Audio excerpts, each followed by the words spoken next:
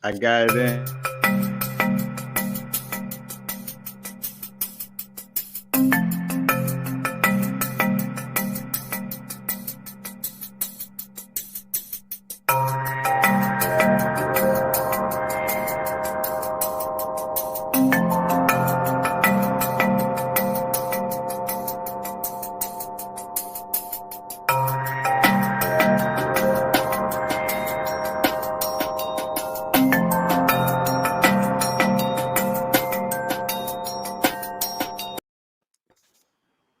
What up? What up?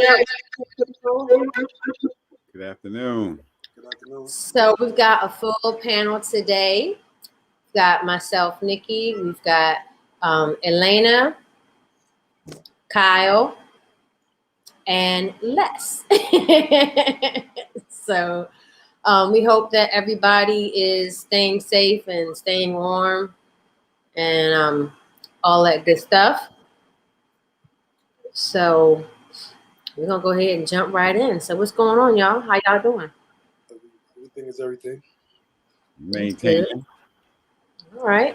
Good. All right. That's good. That's good. How's everybody's week been so far? Well, like they say, any day above the ground is a good day, right? Oh, all day, every day. All day, every Indeed. day. All day, every day. So You know, I'm from Texas, so we've had our struggles. What part of Texas are you in? I'm right south of Houston. Okay. Yeah, 11 miles south. Okay. awesome sauce. So what don't you have? Well, for the moment, I have power, so that's rolling. Okay. I might go black, and we don't have water since yesterday. So our longest without power was 30 hours. So it got cold, and we had some of our lowest temperatures. So That's crazy.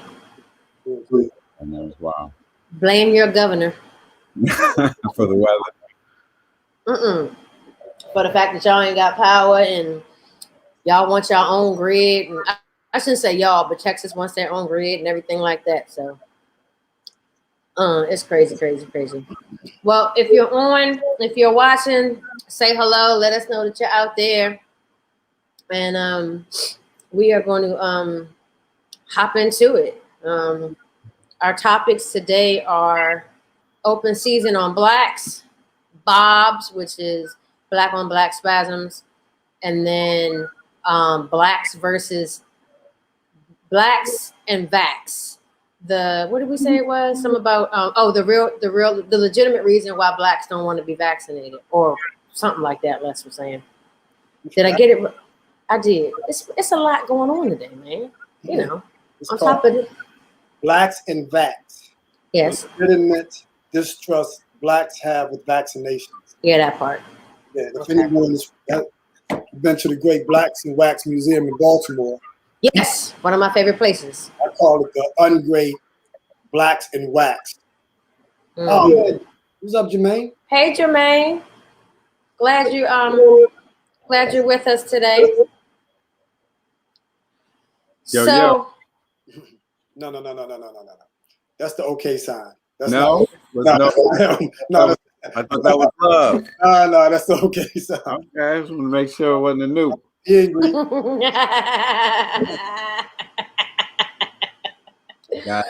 I got to check. So I had the I'm gonna say privilege of watching the movie Judas and the Black Messiah this weekend. And for those who don't know what that's about, that is about the FBI informant William O'Neill, who infiltrated the Black Panthers and pretty much got Fred Hampton killed by the Popo. We're not gonna sugarcoat stuff because that's pretty much what happened.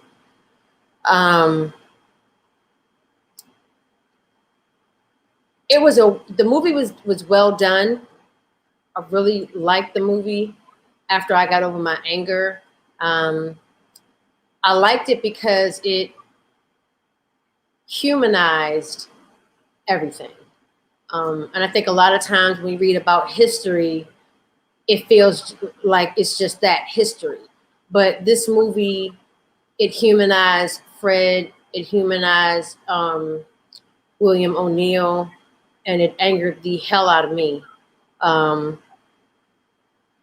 And, you know, I was talking to Les, and I told him, I said, yo, he is the epitome of a Bob, you know?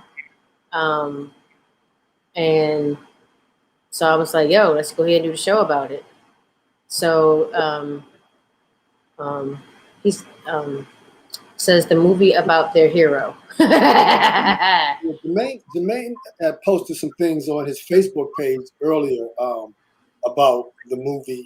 Some interesting stuff. If you guys get a chance to check it out, hopefully, you know, if he can get on, because it's going to make for some great dialogue and discussion about, you know, your perspective, his perspective, and everybody else's perspective.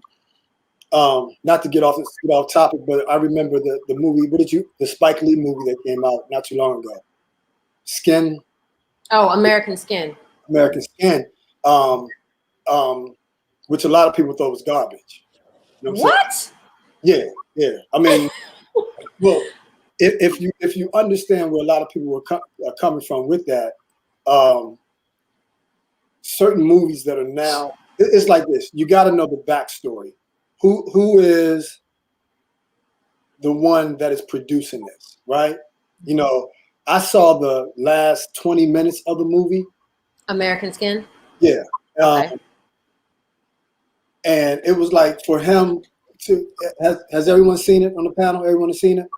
I haven't. I have. For him to go out the way he went out for the reasons that he went out to me, was garbage. Yeah. That's more for the people who haven't seen the movie. Can you expound on why you feel that way or what happened? Well, it might give too much away if he does. Okay. Yeah, I just thought. Spoiler alert! If you haven't seen it, stop listening for 5 seconds. Okay, yeah. Spoiler alert! If you haven't seen American Skin, spoiler alert! I'm saying it again. Spoiler alert! If you haven't seen American Skin, just skip by this part. One of the delays, so we have to wait at least 20 seconds. Okay. Right. Before I say that, even let's go back to the movie X, the one that Spike Lee did with Malcolm. Mm-hmm. A lot of the old head scholars were saying that was a garbage movie as well. You know,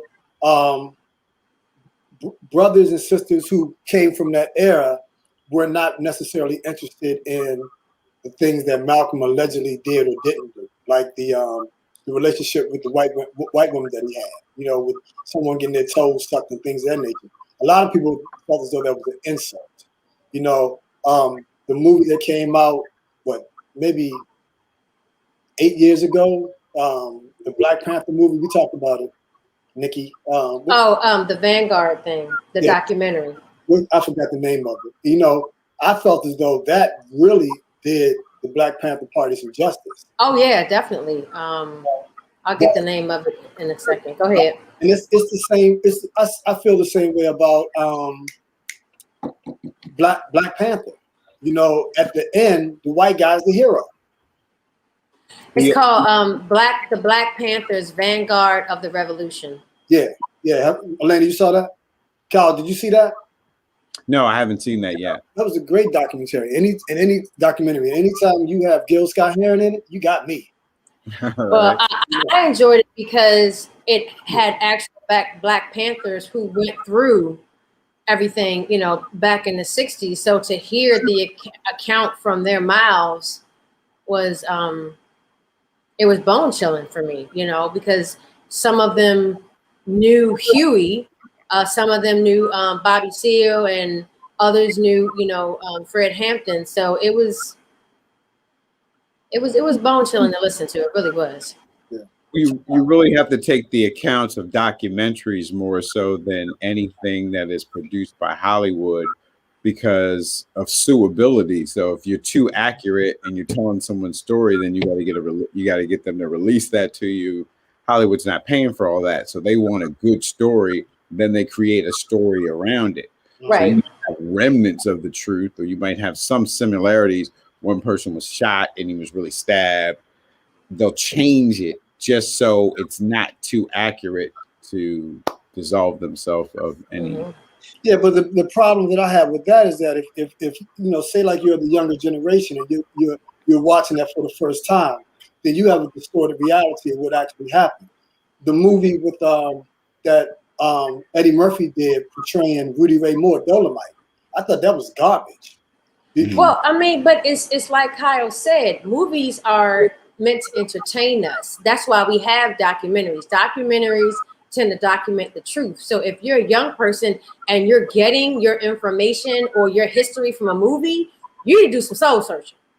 I'm just gonna put that out there. Yeah, but I hear what Les is saying, because most people don't take the time to actually do the research. You know, as a pastor, there's so many things that people believe are true. Like there were 3 wise men, and that's only because in every nativity scene you see 3 wise men, little baby Jesus, mommy, daddy, and some animals. The reality is there were 3 gifts, and there were magi from the east. You know, so just that depiction has led people to actually believe that there were 3 wise men, and that there's nothing farther from the truth. So I see that the misrepresentation is, whether it's entertainment or not, it's still a teaching tool, and it normalizes us to a truth. The reality is people believe what they see in entertainment more than I would like to believe. But people believe it's true just because they see it, and especially if they see it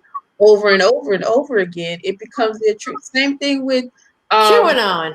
the tree of good and evil. Everybody thinks Eve ate an apple. Bible didn't say it was an apple. It's just a piece of fruit. With the fruit, right?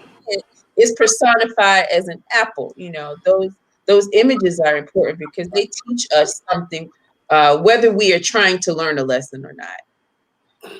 That just, what you just said reminds me of what they were talking about, how people got sucked into QAnon. You know, people, when you keep seeing it over and over and over again, people start to believe that is the actual truth. And it's sad that people have gotten away from wanting to do their own research to actually finding out the truth and digging and reading and stuff. And I know that's a conversation for another day, but it's just, to me, it's sad. And I get what y'all are saying. It's just, a sad fact. You're talking about not doing research, and we're guilty of not utilizing our critical analyses.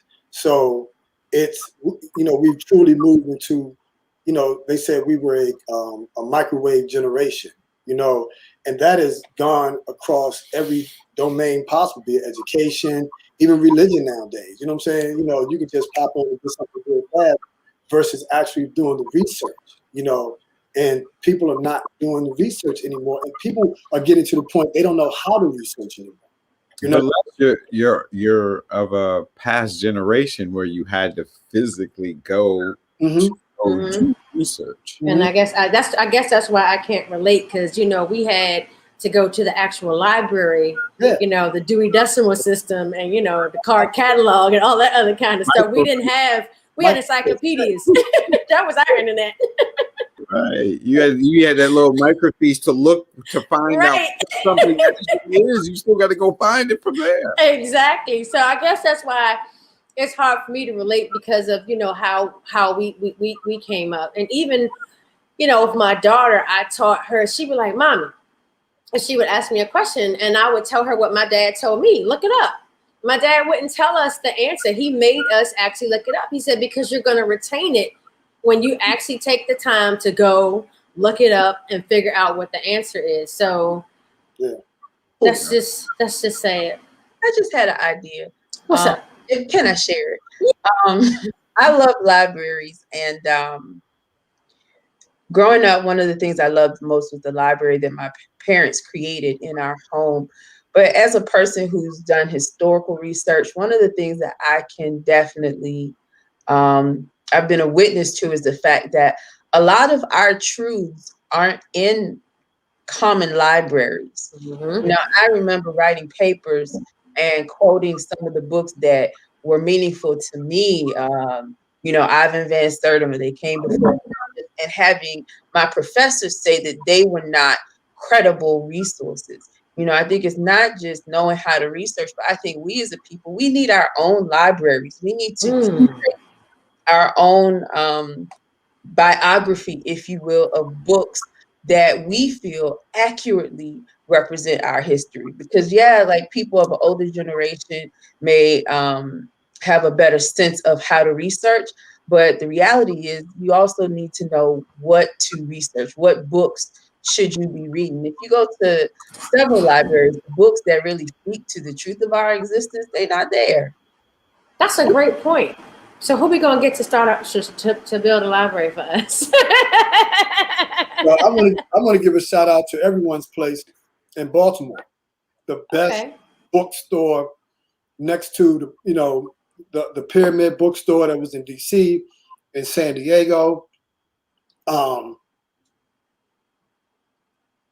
Schaumburg in every state. Okay, good point, Elena, because Amos Wilson said, if white people require libraries, we also require libraries.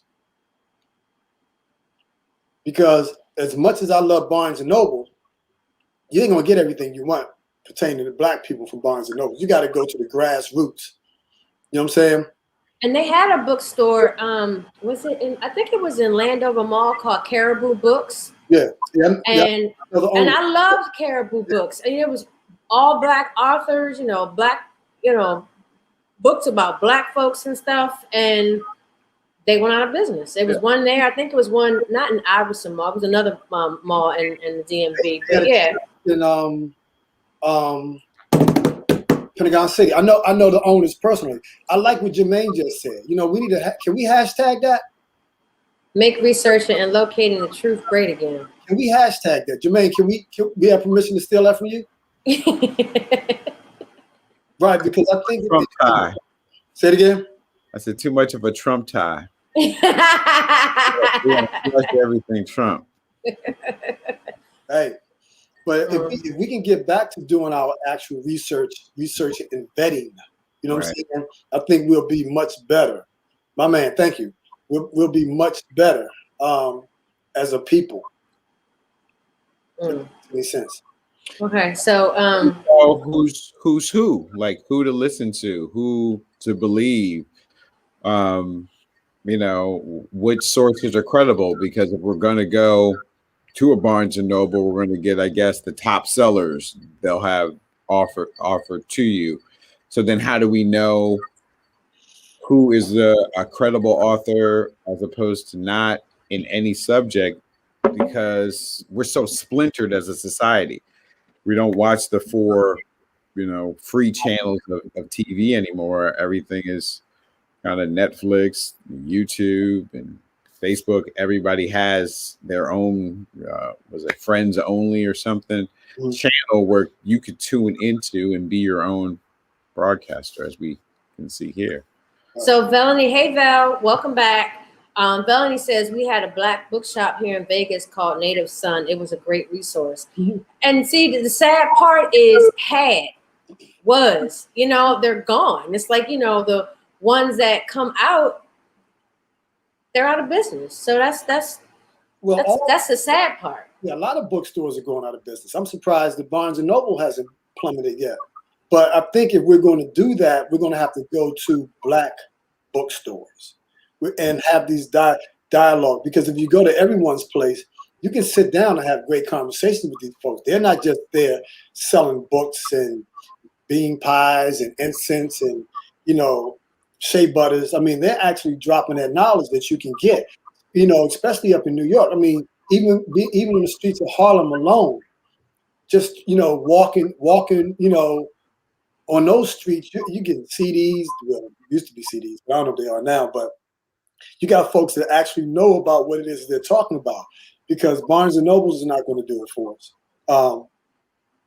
I'm gonna have to check them out. It's called Everyone's Place African Cultural Center. That's the full name of it. Grassroots in the hood. When you go, it's in the hood, and when you go, and I tell people always spend some money. Always. Oh, it's on North Avenue. Okay, yeah, you're right. It's right up the street from the hotbed of the Freddie Gray activity. So it's right in the heart. Yeah. Okay, I'm gonna have to check those out. Oh wow, Jermaine said cleared that out on 125th. Is that 125th in Lenox Ave? That's crazy. You know. Just want to put this out here. What if the Institute of Understanding had an online library? Oh, That's beautiful. that is awesome, honey. I'm not giving you Okay. that. I'm just saying, you know, That's great. I love it. make it digital. You know, you can. Yes. Yes. I'm just throwing that out there, brother. Okay. Write that down. Free. Write that down. We'll talk about that offline, but that would be awesome. And as we were talking about bookstores, I was just thinking that same thing, but online. We need online Black bookstores because the physical medium of things that are tangible, CDs, records, books, you know, is really going to downloads. So it's going to be harder to have a brick and mortar in that space, but you could, you know, survive in a online. So, Kyle, I don't know if you know, but IOU is a part of Black Spasms. It's Institute of IOU stands for Institute of Understanding. Gotcha. So that's a part of Black Spasms. So when she suggested that, it could be part of the that part of the IOU website that we have up. So Jermaine says, applaud that woman. That's a great idea. I should have named it IOO, Institute of Overstanding. But you know, so Bellany says this is why we need to lobby our representatives in order to make Wi-Fi a constitutional right for all Americans. I thought Wi-Fi was a constitutional right for all Americans. You mean folks ain't got Wi-Fi? Yeah, that's part of the reason why they're trying to get kids back in school, because there are a lot of people that don't have that in their homes. You know, it's crazy when you got these billionaires out here. And, you know, it's like you got all this money. They want to do shit, but you know what I'm saying? But they don't want to. Wi-Fi should be like having a bathroom in your house. It should be the standard. That's socialism. That's the way it's looked at. If you're going to give a bare minimum to everybody, that's not the game that we're playing here. I got you. What game are we playing exactly? Yeah. I mean, I don't know, because the rules change as soon as you figure it out. So, I like to say we play by no rules here. They're like kind of standards and guidelines, because if the right person breaks the rule, then the rule does not apply anymore. Did you say the right person or the white person? Oh, right. You don't necessarily have to be white. Right. You could have great connections. You could have great lawyers, and then for some reason, there's people at will want your case to work out for you. So if you have those type of backings, if you're a bus driver, it's not going to work out for you. You know what I mean? Because you don't have any of that. Right. So that's how some people, if you're Purdue, you could walk on a heinous charge just because of your last name. Right. Or what's his name? Marv Albert. Sorry, I had to throw that out there. You're not a Knicks fan? No, but you remember what he did? He got in trouble for he was biting that prostitute or whatever, and then basically a slap on the wrist, and he got his job back. Come on, man, please. But he just didn't pay for the extra. So Bellany says, hold on. Here in Las Vegas, we have school buses with hotspots that go park in disadvantaged neighborhoods for kids who don't have Wi-Fi home. They were doing that here, in Maryland too, Val. And welcome back, Deshaun. Thanks for watching. Deshaun says America is about money. Corona. I was wondering. Corona hits, and the first thing that America does is raise the price on face masks. Deshaun, that's real. My one of my closest friends is Korean, and her family in Korea actually ships masks to her, and then she shares them with all of her friends because they are so cheap there because they're used to wearing them and they're not charging people. So it's cheaper for her family to ship masks to America and for her to then ship them to her friends, which is absolutely ridiculous. That is insane. But I'm glad that she's giving it to her friends. At least, you know, people are being able to mask up. So back to so we got off the topic. So Les, spoiler alert, people, for anyone who hasn't seen American Skin, Elena wanted you to elaborate on why you felt the ending was BS. Well, because everything he did was to prove a point, right? But don't you think that the ending was also a point being that was the ultimate of that point being proven, in my opinion? We don't need no more martyrs. Well, he didn't know that was going to happen, but I felt like that was the ultimate exclamation of the point that he was making. That goes back to. So for those of us who didn't see the movie, I still don't get it. What was the point? Let me tell you what happened. Me too. Yes. Yeah. Yes. Okay, spoiler alert. If you haven't seen American Skin, mute this part. Go ahead. Okay, from what I understand, I didn't see the whole movie, but from my understanding. Oh, well, come on. If you ain't seen the whole movie, how you going to say that? I didn't tell me if I'm wrong, right? If I'm wrong. So towards the end, you know, he takes the police officer and hostage, right? Am I right? Yes, he takes the police station hostage, yes. He goes to shoot the police officer in his head. There are no bullets in the gun. Okay? So his thing, I just wanted you to see how it felt. He wanted him to feel, okay, so, all right. Basically, the officer that he took hostage killed his son a year ago. Okay, his son was unarmed. He had a cell phone in his hand, not a gun. It was at a stop. And the scene in the police station was he had some convicts that they were holding in the holding cell as jurors. There were people there who were paying a ticket, and other people that worked there that were actual jurors. So he knew why the jury didn't indict, and he wanted everyone else to know. So he also had a film crew, a college film crew that was filming everything because he wanted the truth to come out. The truth eventually did come out in the trial in the police station. But he wanted that officer to feel what he felt and what his son felt up until the end. And I get why you're saying it's BS because, and realistically, that wouldn't have happened. And that's what I'm saying. We're going back. So was he a nice guy, the brother? Mm-hmm. I guess. There we go. That word nice again. I mean, he gets shot in his head at the end. You know what I'm saying? He's coming out. He's coming out as he surrendered, right? They pulled the trigger and shot him in his head anyway. So now he lost his son. Was he married? Mm-hmm. Remember that was the scene that I showed. That was his wife that was calling him. Yes, and he was married. So he didn't put his whole family in a trick bag. You know what I'm saying? Because he wants to show white people, you know, he wants them to feel what he felt. He wanted him to know the truth that it was racism that was behind it. That we're in a society where a black person can't get justice for murder, and that's. But we know that. Mm-hmm. We know that. I mean, tell us something we don't know. Yeah, because my thing was in the end, like, okay, so the truth comes out, nothing's still going to happen to the officer because it's double jeopardy.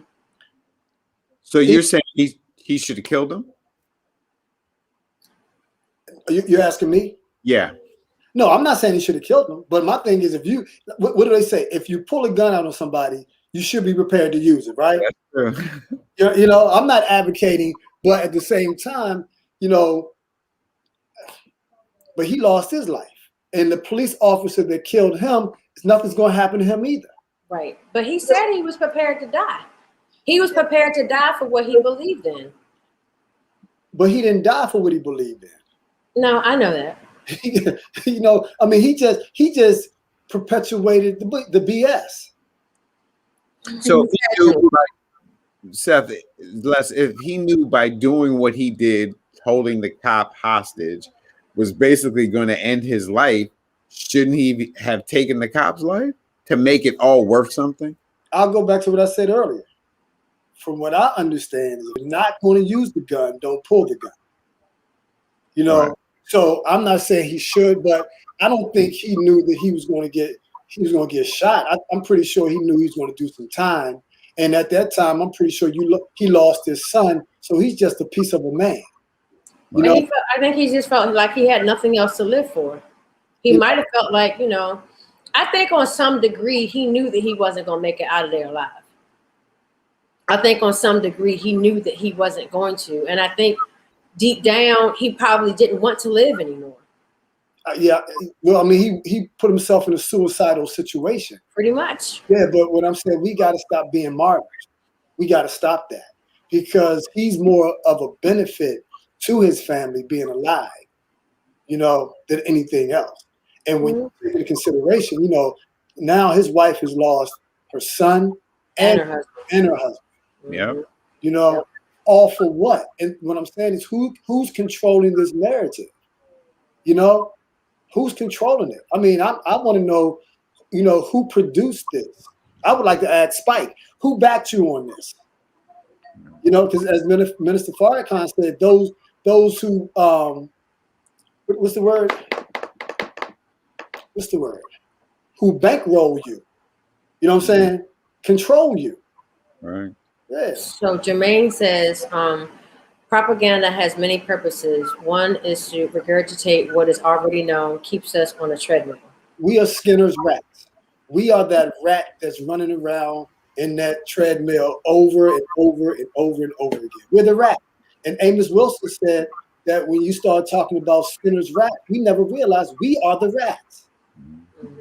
You know? And it's also re-traumatizing as well, you know,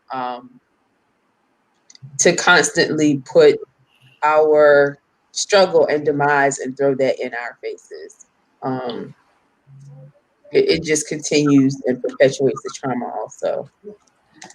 It's interesting how Black History Month, at least when I was a kid, the only thing that we were taught, or at least what was in our history, social science books, was around slavery. Like, that's it, that's all. Like, that was our only contribution.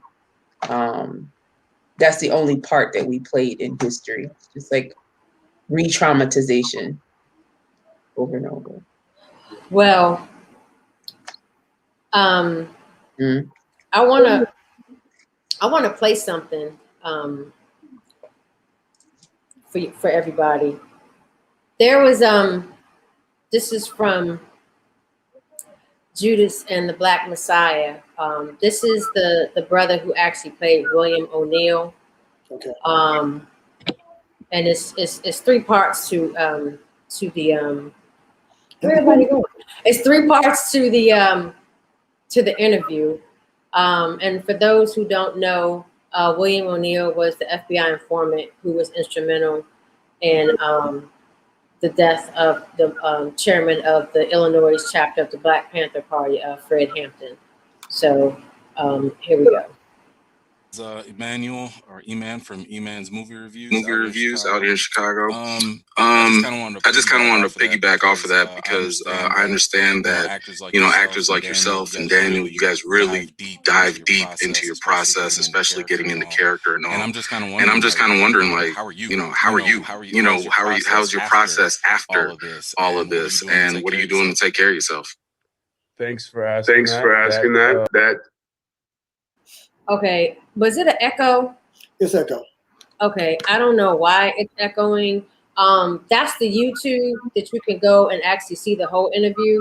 I'm gonna try this again and see if we can't get the echo to stop. So hang on 1 second. Let's try it again. Emmanuel or Eman from Eman's movie reviews out here in Chicago.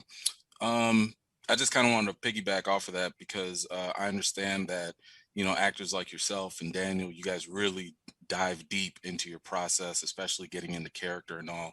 And I'm just kind of wondering, like, how are you? How's your process after all of this? And what are you doing to take care of yourself? Thanks for asking that. That makes me a little emotional because no one has even asked about that. And, I definitely came out of this role immediately needing therapy and needing to get through things. And I think going into in the future, I will definitely employ that before I dive in. As you say, like we go 110% without sometimes thinking about self-care. And it's important. And, it does have an effect. There were times on set where my hands just went completely numb.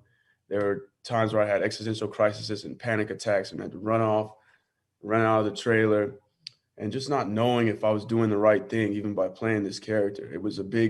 It felt like it would be a big stigma on me personally, even having to take on a character like this. So I think it helps to have people that can guide you and who understand psychology and emotional alchemy and navigating those things in order to help you out. And now that I have a therapist, it's been much better.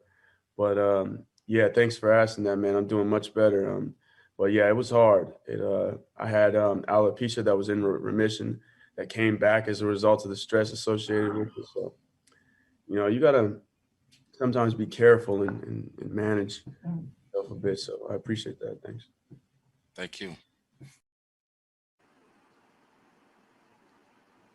So, yeah, the movie was deep. I told you it took me 2 days to watch it. And I was sharing with Kyle how angry I was,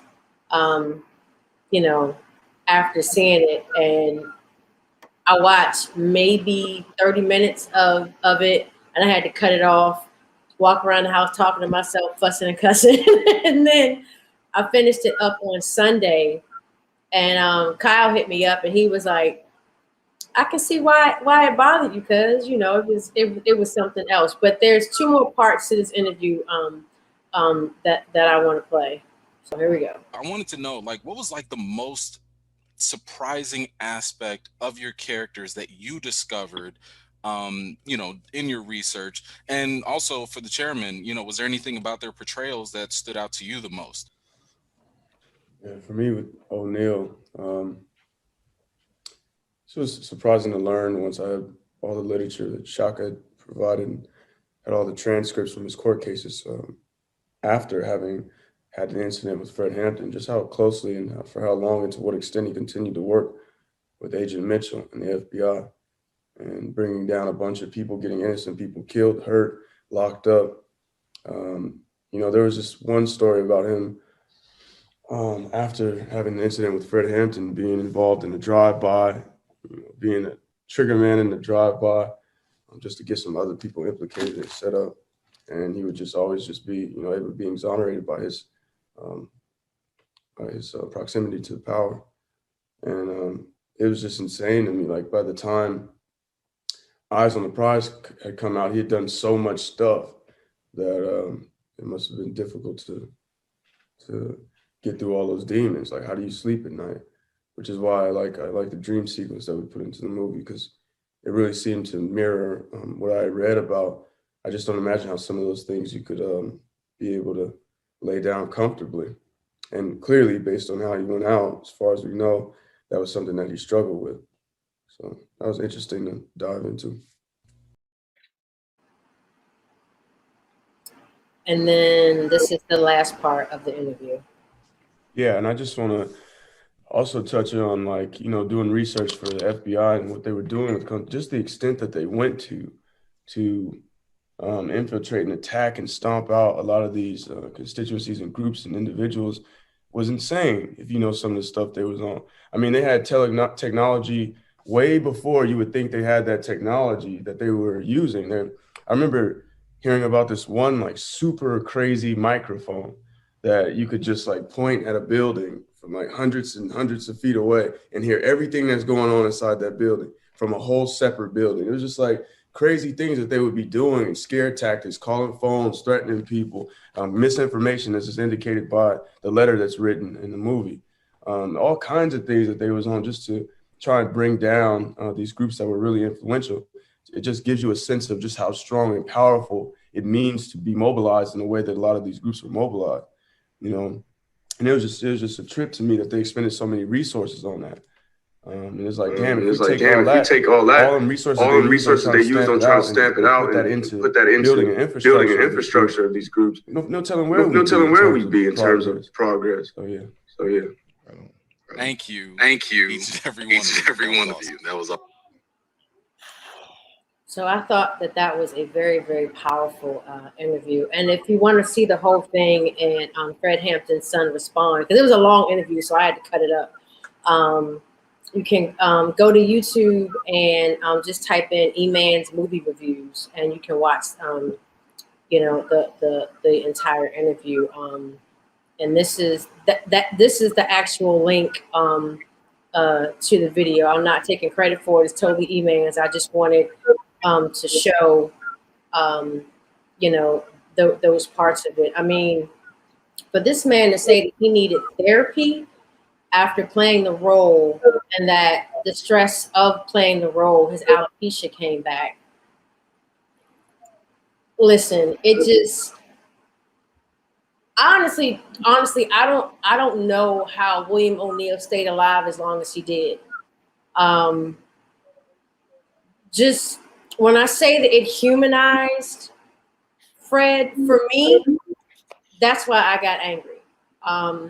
Because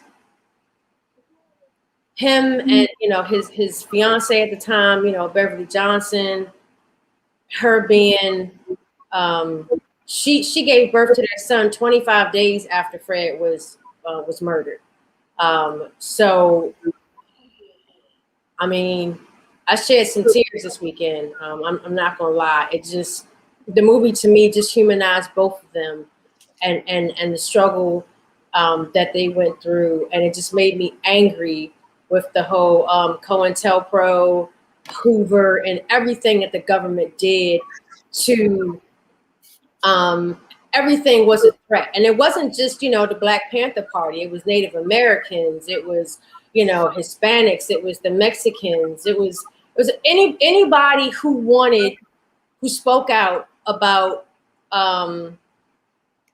wanting equality, wanting just to be treated equal, wanted to have housing, education, food. These people were trying to feed their kids and things of that nature. The government deemed them as a threat. And Hoover gave them basically carte blanche. You can do what you want. Go in, neutralize, extinguish, do whatever you want. And Fred Hampton, you know, Hoover said that he was the most dangerous Black in America at that time. And they executed him. Point blank, bottom line, end of story. And William O'Neill made that happen by drawing the blueprint, the map of Fred Hampton's house. And then after that, continuing to work with them and getting more people killed and locked up. He is the epitome of a B.O.B, in my opinion. In my opinion. And I also have, and on that note, I also have the interview, the one and only interview that William O'Neill did after with Their Eyes Are on the Prize. So here's the first part of it. It's not long. As Malcolm X said, by any means necessary. At this point, I question the whole purpose of the Black Panther Party. In my thinking, they were necessary. It was a shock treatment for white America to see Black men running around with guns, just like Black men had saw white men running around with guns. Yeah, that was a shock treatment. It was good in that extent, but it got a lot of Black people hurt. My recruitment by the FBI was very efficient, very simple, really.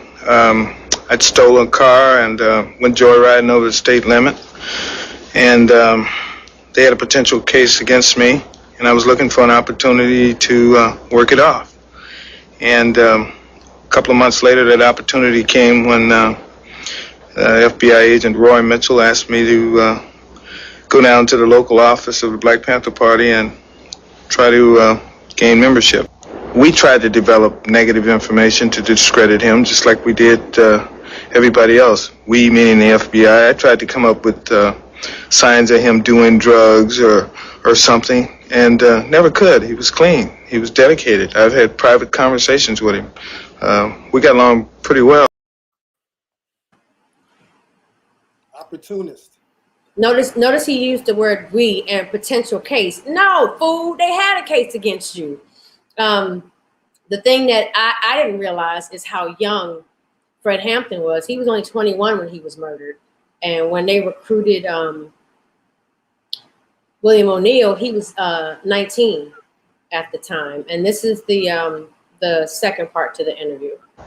Mitchell became more specific during that time. He wanted to know the locations of weapons caches. He wanted to know if we had explosives.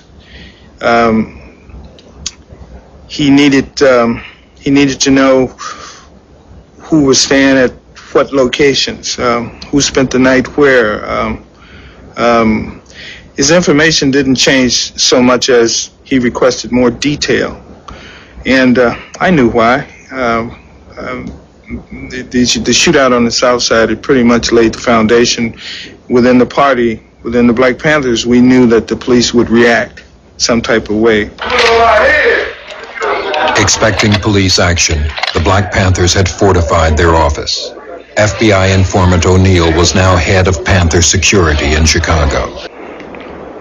And I remember walking out of the office and looking through a little clearing over on the next block, which was right in front of the Monroe Street address, and seeing a lot of police cars over there. And at that time, Bobby Rush came to the office. He had just come from over there, or maybe the coroner's office. In any case, we walked back over there, and we both were speechless. We just walked through the house and saw what had taken place and where he died, and it was shocking. And then I just began to realize that the information that I supplied leading up to that moment had facilitated that raid. I knew that indirectly I had contributed, and I felt it, and I felt bad about it. And then I got mad. I had and then I had to conceal those feelings, which made it worse. I couldn't say anything. I just had to continue to play the role. FBI headquarters authorized payment of a $300 bonus to informant William O'Neill for, quote, uniquely valuable services which he rendered over the past several months, unquote.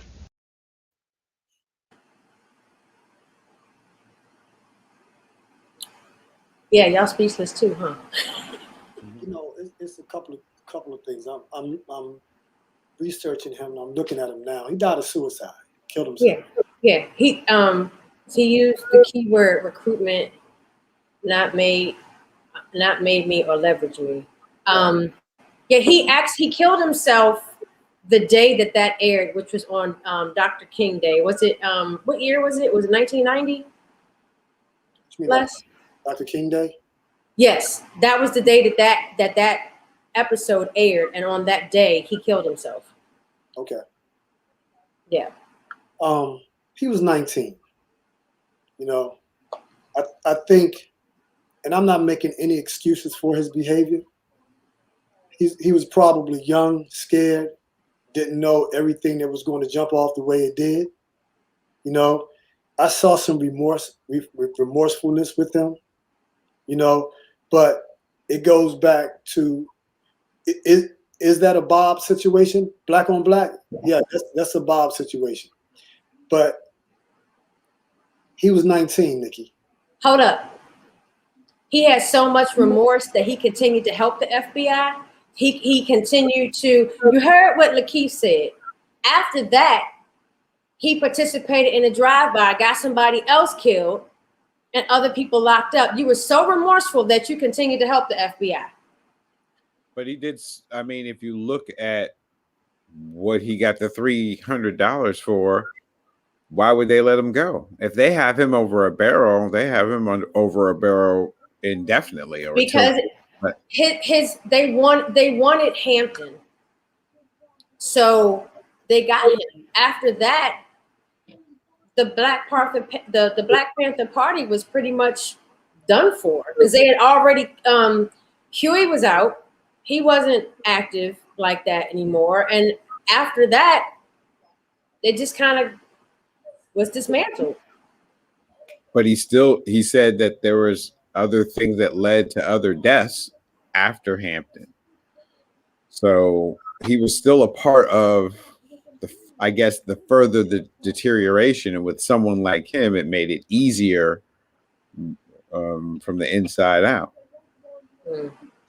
You know, when an enemy uses you,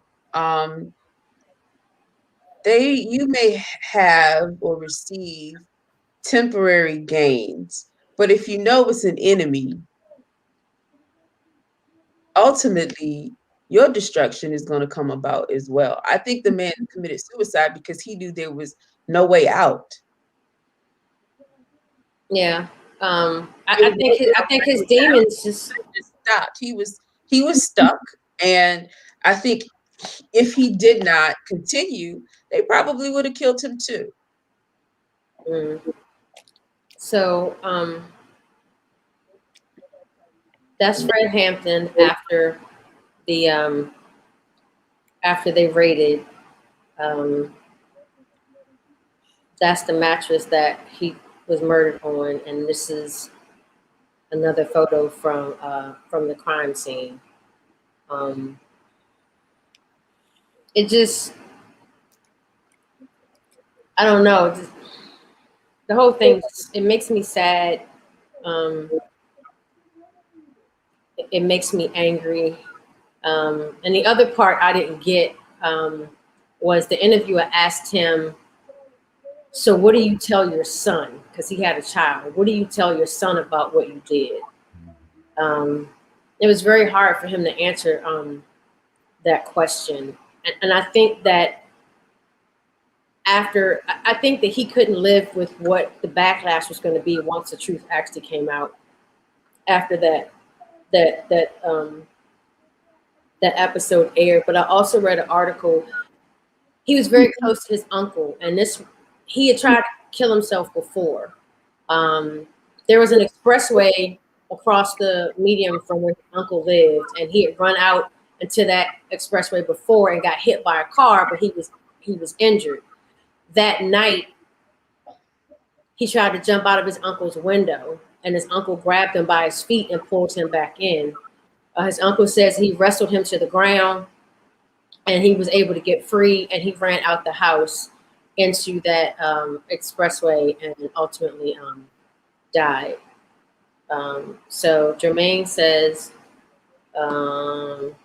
he wasn't leveraged, he was on the job, hence why he kept working things to look at. Youngest recruits in FBI, does O'Neill file predate Fred situation? Fred who, Hampton? I don't understand that last part. Yeah. I don't understand what he means by the last part.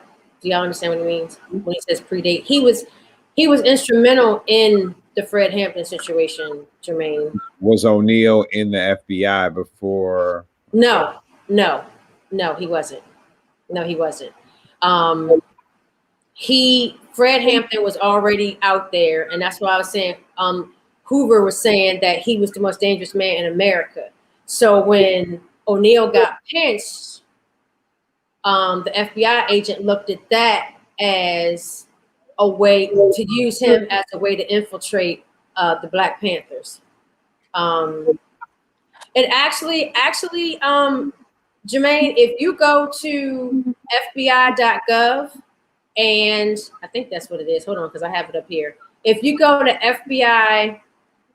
FBI.gov and type in Black Panther Party, a lot of files have been declassified, and you can read all about it. So, and after watching that, a lot of things came to my mind, which is why I said it's open season on blacks, because of how Hoover ran the Justice Department.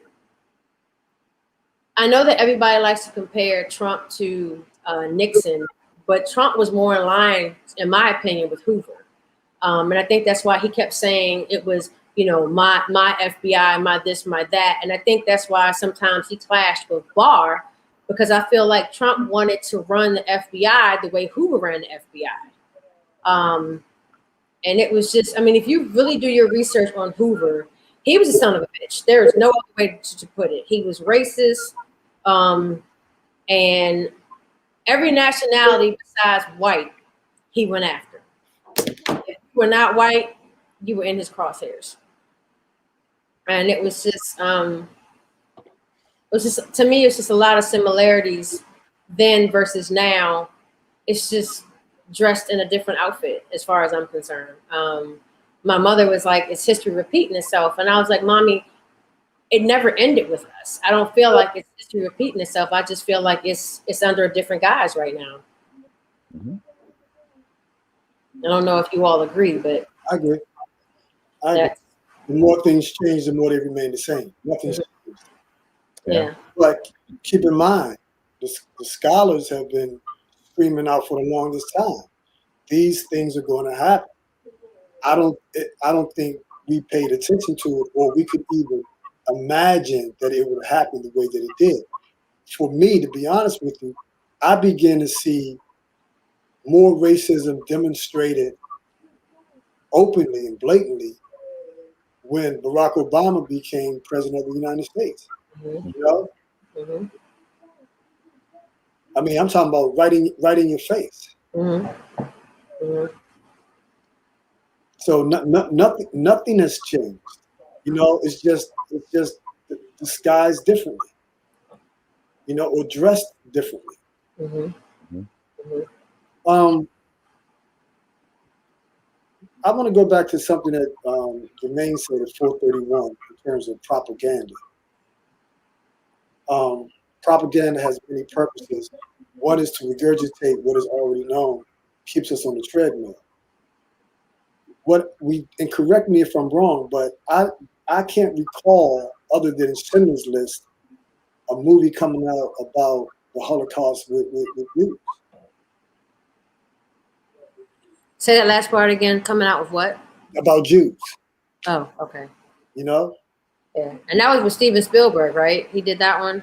And he said it took him a long time to do that movie. He had to get right within himself to do. His mother had been pushing him for years to make that movie. And when I tell you that I cried like a baby after watching that, I just...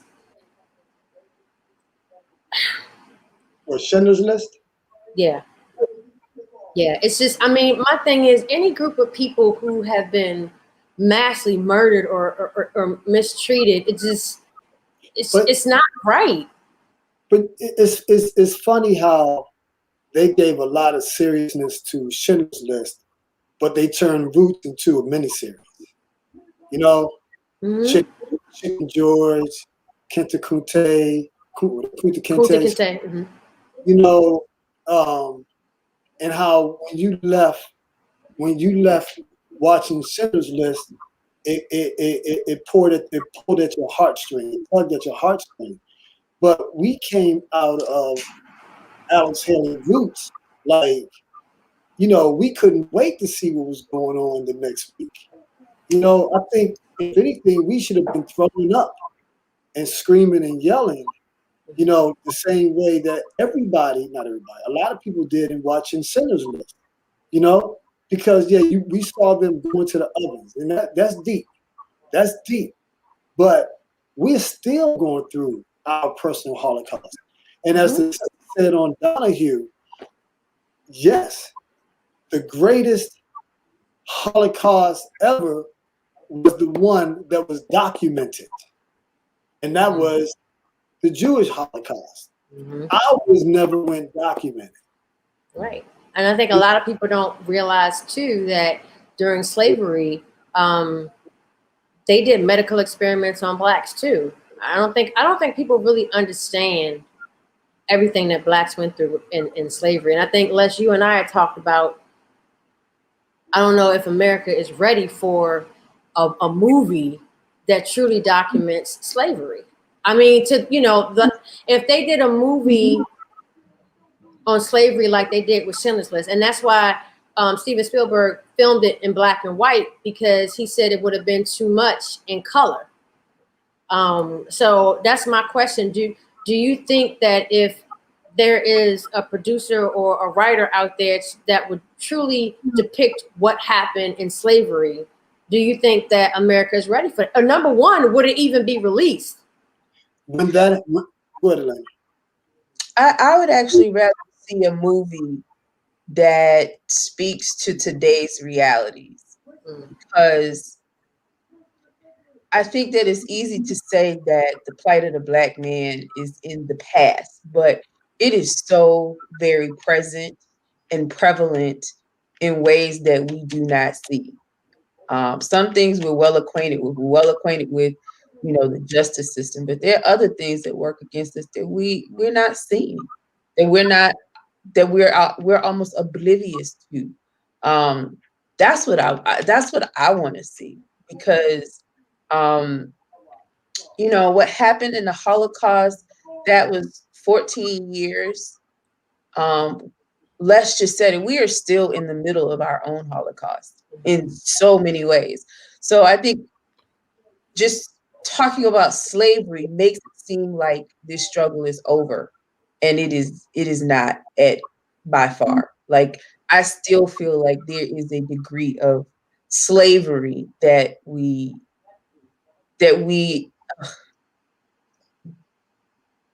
I still feel like we're slaves. Let me just throw it out there and say that's how I feel. I'm not calling any particular person a slave. I'm just saying there are a lot of freedoms that we think we have that we don't have. Prince has $100 million that wrote slave on his face. So he's saying he was, like you said. What? Two things. Why do we feel enslaved though? Say it again. Why do we feel like, I know the 13th Amendment will enslave us. You become a slave to the state if you become incarcerated.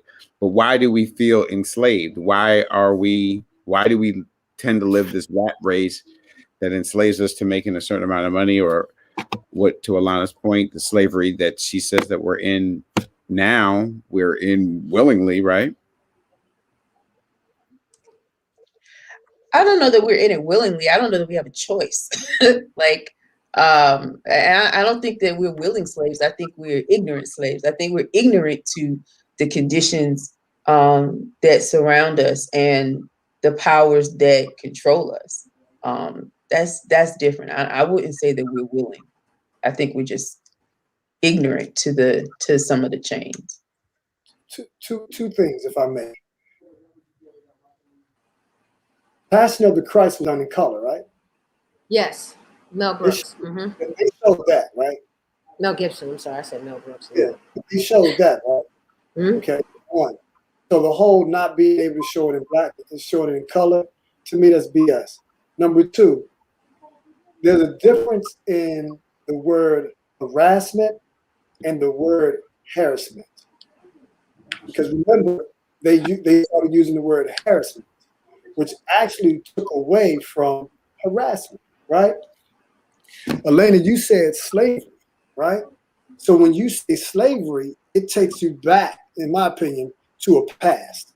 When you say enslaved, you are absolutely right. We are still currently enslaved. If we choose to be or not. Like they said, what do you call a black man that drives a BMW?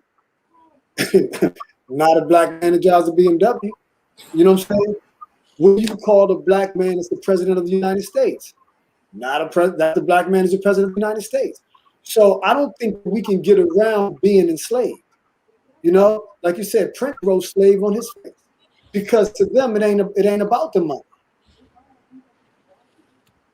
So if we go off the grid and we find some place to live.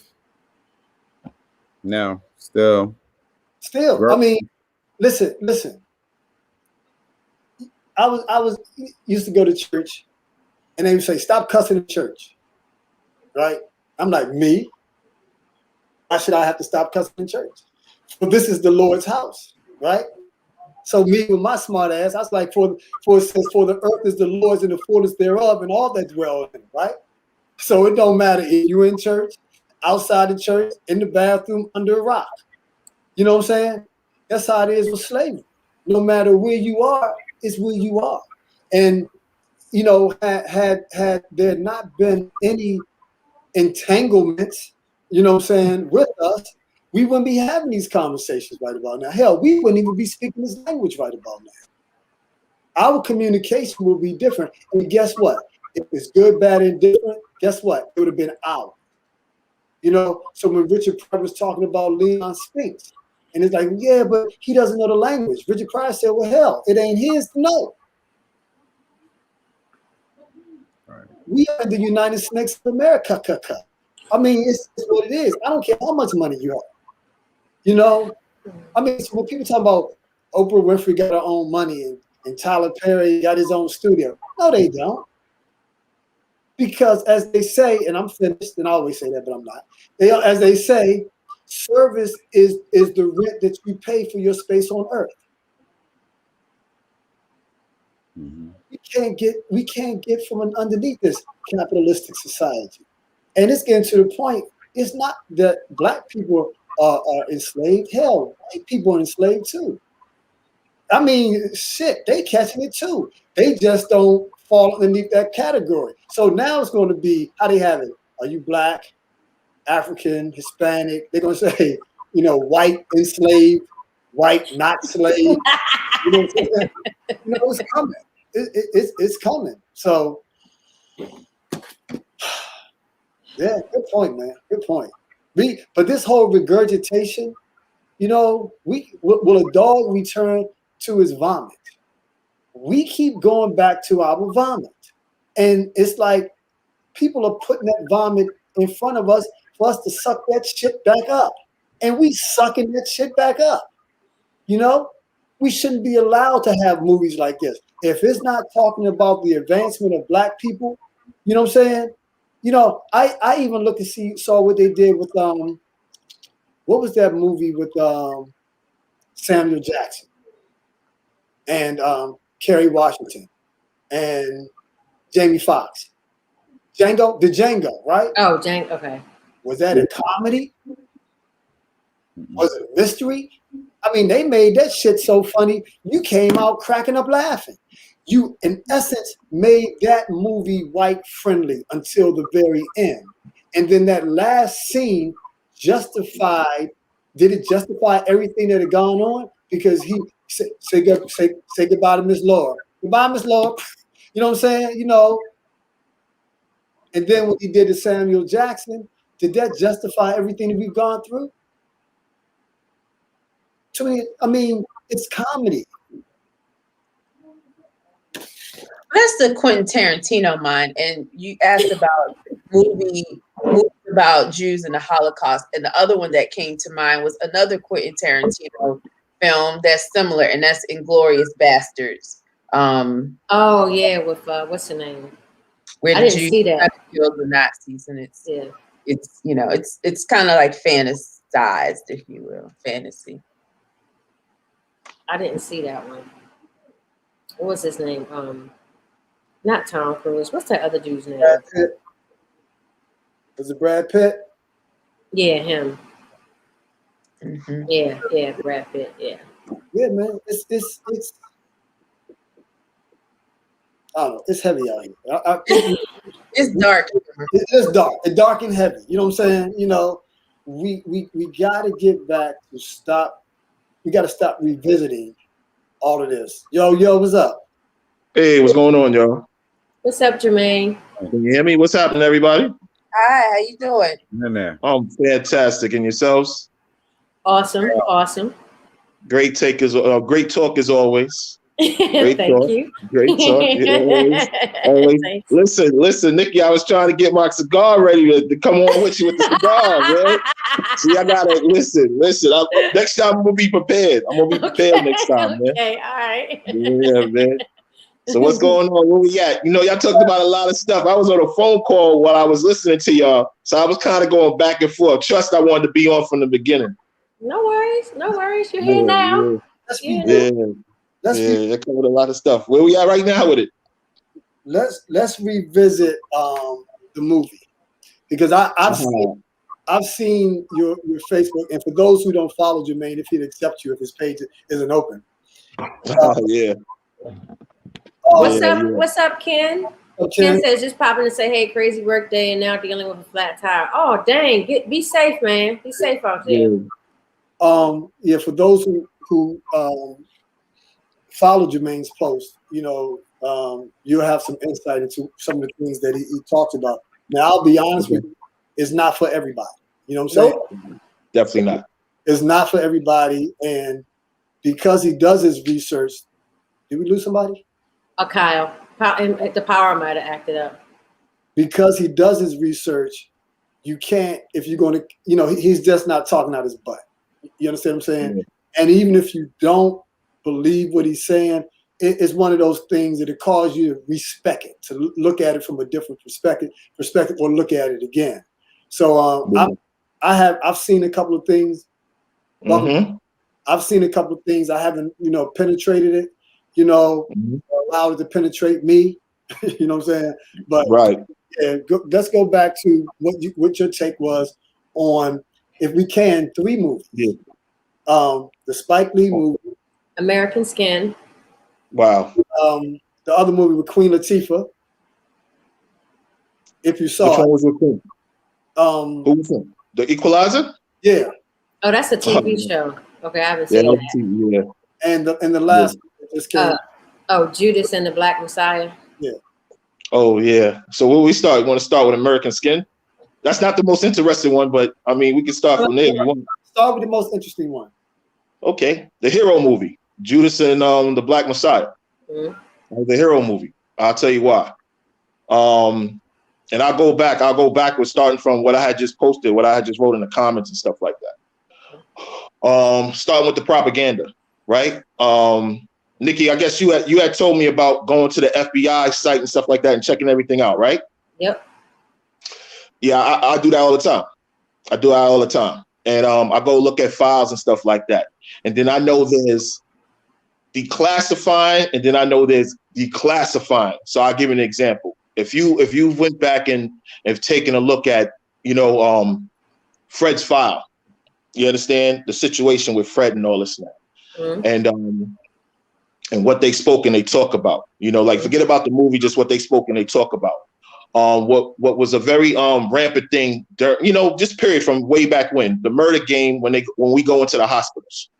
Mm-hmm. So I actually asked a post last night. You might have saw it, Leslie. I asked them, with us understanding the murder game they was laying down in the hospital, and I resorted it back. And what keyed me to post about it was with Billie Holiday, and the reason why they did what they did to her, because once she created the song "Strange Fruit," she would not stop singing the song. Right. So when they went at her and she got sick, the agency had called into the hospital and said to refuse her any type of medical attention. In 3 days, she did. Right. So this is something that was happening to our women and happening to our men, and that's just that part, that was actually happening during pregnancies. But I digressed on that. So there was a point in the movie in Judas and the Judas and Black Messiah movie, in which as in they had, when they had found out what's name was killed, right? That he died in the hospital, that they had switched the hospitals. I know y'all remember that part, right? Yeah. I forgot his name, but yeah. Mm-hmm. Right. So the question I had asked, and I'll lead right into my stuff. The question I asked at my post was, what landmark precedent law or decision was made that addressed that? Just offhand, anybody remember? Anybody even know of that? I don't. No, right? Just like innocent, because it's not a you get points, you lose points for not knowing. If you just don't know, you don't know. And I researched it before. I looked for it, and there isn't any. So now the question is to be asked is that if that is not in play, then what stopped that? And if you can't really come up with anything and say anything stopped it, because only something of that level would not even, I wouldn't even say stop it. It would probably curb it, and then they would switch and change to another way to do it. But there isn't anything. There isn't anything on record for that. So the question is now that we're at 2021, is that still going on?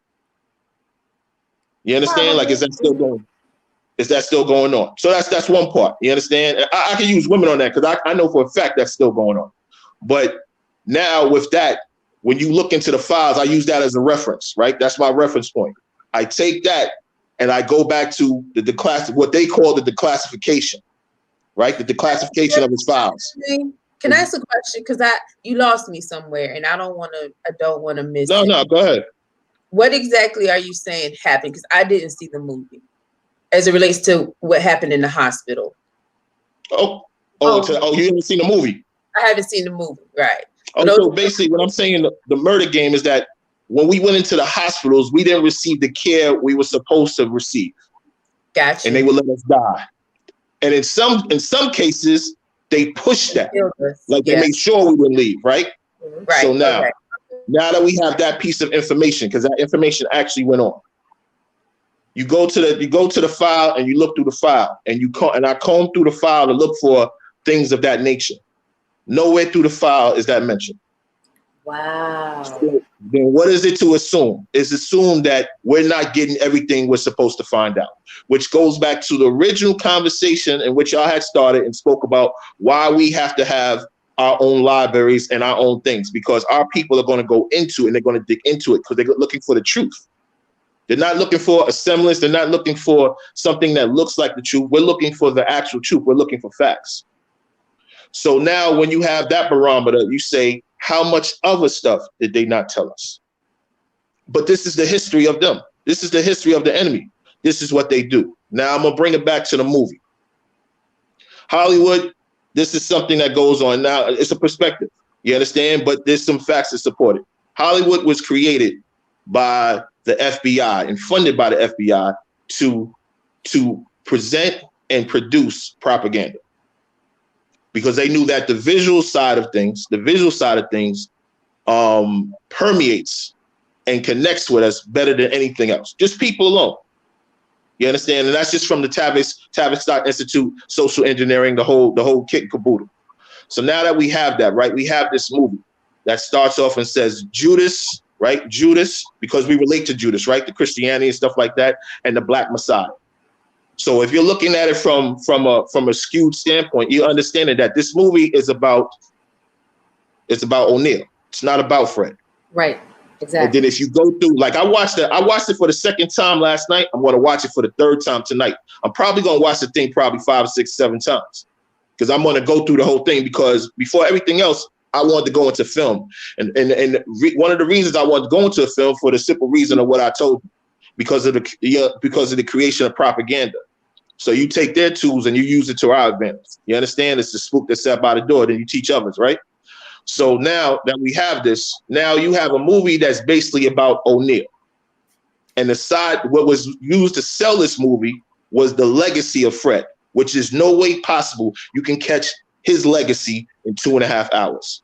The reason why that man was the most important man in the Panthers, and it was told through the movie. You understand? It was a little subliminal told through the movie, because at the time, Bobby was going under trial and Huey was in jail, right? So we had a 17, 18, 19, 20, 21-year-old kid running the most important liberation movement in the world. In the world. You understand? And guess what? He was doing a damn good job. And here's where the threat is at. You could talk about feeding the children. You could talk about feeding everybody else, whatever. I digress a little bit, but this is important. You can talk about all that. But the fear that they had is that they did not control a man that was able to bring together all the races. Rainbow Coalition. Exactly. There was a problem. That he had to die. Yep. Because now what was also along with is that not only was he doing that, he was doing that at a faster and more potent rate than his predecessors. Exactly. They wasn't in that early. Martin wasn't in that early. Malcolm wasn't in that early. Marcus wasn't in that early. So that means not only did he have the knowledge and the strength to go the distance, he had the youth with him. They did the same thing. They did the same thing to Ricardo Falcone. Right, exactly. Yep. So but none of his stuff has been declassified. You still can't find anything on Ricardo Falcone. No, because the real truth, we already understand the real truth, and they can't tell it. Just like I said with Fred's story, they can't tell it. So now we have it, right? Now we have the premise of this story. This premise is about O'Neal. So what they want us to do in this movie is to give us both sides, right? To give us both sides, but they acting like they want us to connect with Fred, but they don't. They want us to relate and connect to O'Neal. And then they gave us instances through the movies to connect with the lower side of ourselves. You understand? Meaning not being as overt with our behavior as O'Neal, but just the lower side, lower character, undisciplined stuff, as Fred was stating. You understand? The Fred character was stating in there. Do not be undisciplined. But then when what's the name when he shot those cops? Undisciplined. When what's the name went to go avenge his death? Undisciplined. When what's the name when O'Neal came and brought the explosives and all this stuff? Undisciplined. All these different things. And then they were selling us the story, and then they were selling us all this in the midst of us relating to O'Neal. You leave that movie knowing more about O'Neal, and not even that, wanting to know more about O'Neal than you do Hampton. That's a problem. That's a problem. Because that's not the part we need. We need to acknowledge and understand who he is, but we need to know more about Fred and what made Fred. So they gave us parts, and I'm not saying the only time, let me not even say the only time, the times where you kind of relate to him, where you kind of say, like you were saying before, the human part of it is when his relations with his wife, with his girl, with his, you understand, with stuff like that. Everything else, orator-wise, you can't. You get it and it hits you, but it can't permeate you at the level because there's context to that. So what they do in these movies, going back to X, whatever, they hit us with the stuff that moves us. You understand? The hot lines, the hot take, the hot quotes, when the context is more important than the quote itself, because it fills it up and it gives you, and it sparks something in you for the reason for you to go find out more about him. Well, it did the opposite for me. I wanted to find out more about Fred. No, but what I'm saying is, when I speak like that, speaking from the average novice. Got you. Okay, I got you. You understand? Because the way our people are, the way our icons are, they activate things in us because they speak to the ancestors in us. They speak to them because that's where they come from. So just like what what's name said in what's that show that used to come on Boardwalk Empire, when he said only kings understand other kings. When you are about this movement, when you are about this liberation thing, you understand things are going to relate to you quicker and better than other things than the average person. But when the average person gets the full context of things, now their whole soul and spirit gets to engulf it, not just a morsel. Like here's a taste. How that tastes? That's good. Okay, I'm not going to give you no more. When you give them the full context, everything changes with them. The whole, you start feeling goosebumps and all that. It becomes different. It's something that sustains it. So then you want to go see more. But we leave that wanting to know more about William and what did William go through. Now, here's the thing. William is of our color, right? William is, I'm going to say a character because I'd rather say the character. The William character in that movie, you understand, was a black man, was a melanated man, right? So automatically he's one of us. So they say they catch him, they put him, they leverage him, and now they flip him to become, because he was an ally of ours, they flip him and turn him into an ally for them.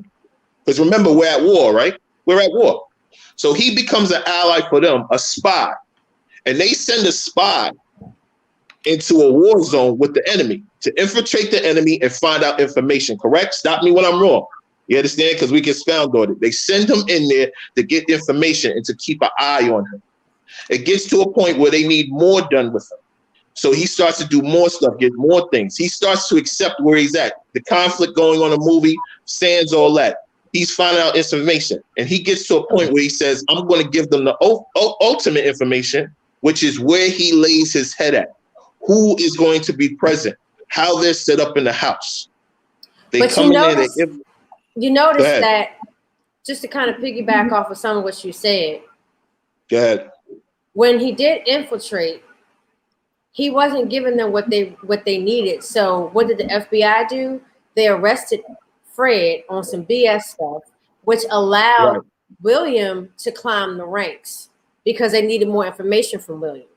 So he climbed the ranks and became head of security while Fred was away. So next he started, man up. Right, exactly. And then but that's knowing. That's from the information Will was giving them, though, along with other stuff. Right. It's knowing how they got to do it. It's kind of like The Wire. Not even to cut your knowledge, but it's kind of like The Wire. Mm-hmm. You remember in The Wire, they would knock cats so that they would move other people up on the ladder in The Wire. Yep. So this is not something they guess on. This is what they know how our organizations are set up. Mm-hmm. So now we going forward to the point, right, where they give them the information, they go in there, they kill Fred, along with Mark and him. They kill him. Mm-hmm. A spy infiltrates on the other side, gives them information. They kill what you might as well say is the leader, the general of their enemy. Mm-hmm. Is that spy not a hero? To them. But hear what I'm saying. Who's making the movie? What's his name? Shaka King? No. He directed it. Who made the movie? Who made the movie? Yeah, they made the movie. Right. Can I say two things that you made me think about? This idea of making the villain a hero, or making a villain more human for us to kind of to make them more relatable and then to appeal to our lower nature. It's interesting because I've seen that a lot recently with Wicked, taking the Wicked Witch of the West and making her, humanizing her, telling her story. In cartoons or fairy tales, Maleficent, taking the villain and actually making her the hero of the story and creating this backstory that says this is why she is the way she is. So that was that caught my eye. And then the whole idea of what's missing in these declassified files. When you talked about the hospital piece, made me think specifically of Martin Luther King Jr. There's a white man who has a book out where he has interviewed, I think, one of the white nurses who was in the room, and he talks about how MLK actually arrived at the hospital alive and talked about how they desecrated his body, spit on him, and took a pillow and literally killed him. Yes, him.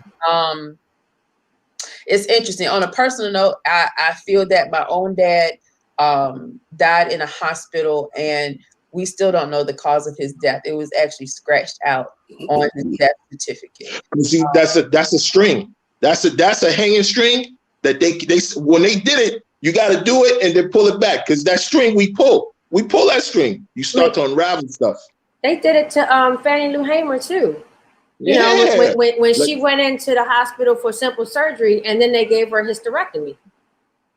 That's right. She would never be able, to produce kids. So that's right. Let's listen to see how it is. You see how we sitting in this right now, and you say something and it triggers something else in you, and then this person gets triggered and all this and that. They can't have that. They can't have that. That's why certain stories can't be told. That's why they got to tell it in the way in which they tell you. This has always been a hero movie for them, but they got to sell it to us because we're the ones that make it an official movie. They can't sell that. Who's going to go see William? Because remember, they're the good guys. Remember, the FBI is quote unquote the good guys. No, they're not. So you understand what I'm saying? They're the good guys. So if he helped them to take down terrorists, because remember, we was deemed terrorists, right? Yep, exactly. And any other story, right? But come on, let's flip it. Let's flip it over. The FBI is the good guys. He was working with the good guys. He took down a terrorist group. Is he not a hero? Yes, he is. He's a hero. Let me. Yeah, but but it's not. But once you try to separate it, you understand. At the end of the day, this is when we're buying into what they're selling us. That movie was sold to us to embrace, because it don't matter. It's still the spirit of what it is. Right. Because you know that, because people sit here and they look at the FBI as the good guys. You understand? They look at the cops as the good guys, right? And not saying they the bad guys. I'm just saying how we perceive them. Mm-hmm. So no matter what you telling people, like, I'm not against that, I'm gonna get cops or whatever the case may be. If something happens at your house and you're not in the streets, who are you calling? You're calling the people that can help you. You're calling the cops. If you're going through something serious or whatever, you're calling to, let's even clear it up. We're calling the authorities, who we deem the authorities. So the authorities now have done a movie in which, as in, it was clear as day what this movie is about. Once they put Judas first, who's Judas for? For them, they for who? Because they can't sit here and be like the hero within. Man, we look at them like, wait, hold on, what y'all doing at the end of the day? But they've been that bold to do movies like that. And going back to what you said about selling us about empathizing with the good guys, let's start going through them. Nino Brown. Let's start going through what's the name? Tony Montana. Let's go through it. Let's go through it. Let's go through Nicky Barnes and them, their characters. Let's go through what's the name they had just put out, American Gangster. You understand? We found the human part. Frank Lucas. We found the relations in them. We saw, oh man. Then you got a bunch of kids that's growing up. And guess who they want to be like? Frank Lucas. Wait. Let me say exactly. Let me say this right quick. Go ahead. This is a quote from Malcolm X. The media is the most powerful entity on earth. They have the power to make the innocent guilty and make the guilty innocent. And that's power, because they control the minds of the masses. So now in knowing that, what's the context? Now here's the thing. Like, me and you had to talk, Les. So you know I'm big on context.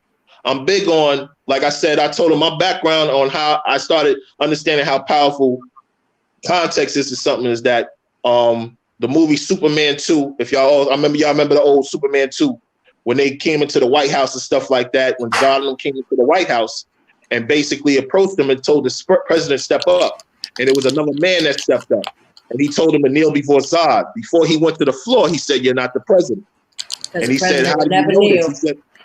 He said, "Yeah, one who rules so many would never kneel so fast." There you go. You understand? So it's important to know the background of that, to understand that, to get the psychology behind that, because then now when things are presented to us, that's why it's so important with the library. I was talking about, so important knowing the story, our story, because this is what clears a lot of things up for us. We look at things, we go, nah, that's not what it is. If we're looking at everything they presented to us and say, you got to prove that to me again. You understand? You got to show me that that's a fact. Yeah, I'm not going to go off what my mother said, what my grandmother said, what my great-grandmother said. Nah, we're not doing that anymore. What I want to know is what makes that a fact. What is it that you tell me this is what it is, and that makes it a fact? And it's not an attack. It's a challenge.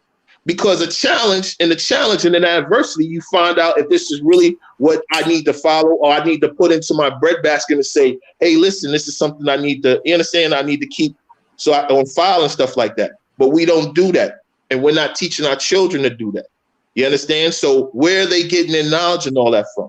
What they're getting their semblance of knowledge from is from watching movies. This is why they depend on the movies. They knew this. They knew that the oppression and the systematic thing that they put in place, that they put us under, that we would come to a point where we would become lazy in our advances and will resort to getting our information from meetings that they provide for us.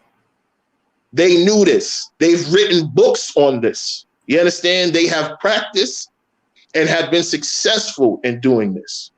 So now when they make a movie, like I told my people, the only reason why I saw the movie the other night, because I was with a young lady, she wanted to see it, but she wanted to see it with me. So I said, I'll sit down with you and watch it with you.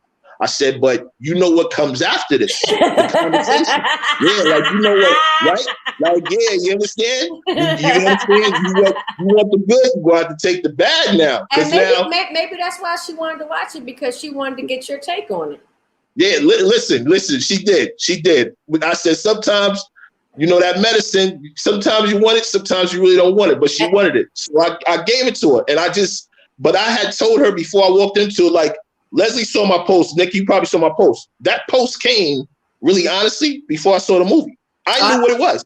Okay. Yeah, because remember, I'm into film. Right. So I understand what is it that the processes they put together and how they want to reach us, what they want to do. So I don't, it's not about argument with people, but like Leslie said, like, you know, I'm not for everybody. Yeah, actually I am for everybody. It's just that they don't want it. At this point in time, they don't want it. So I say no. You can't handle the truth. Yeah, listen, I tell people, listen, y'all spoke about the Texas thing. I'm gonna be honest, like my man right here, the gentleman, what's your name again, sir? Kyle. Mm-hmm. You out in Texas, right? And y'all going through rolling blackouts, right? That's what you're going through. Am I correct? Mm-hmm. He's there. Yeah.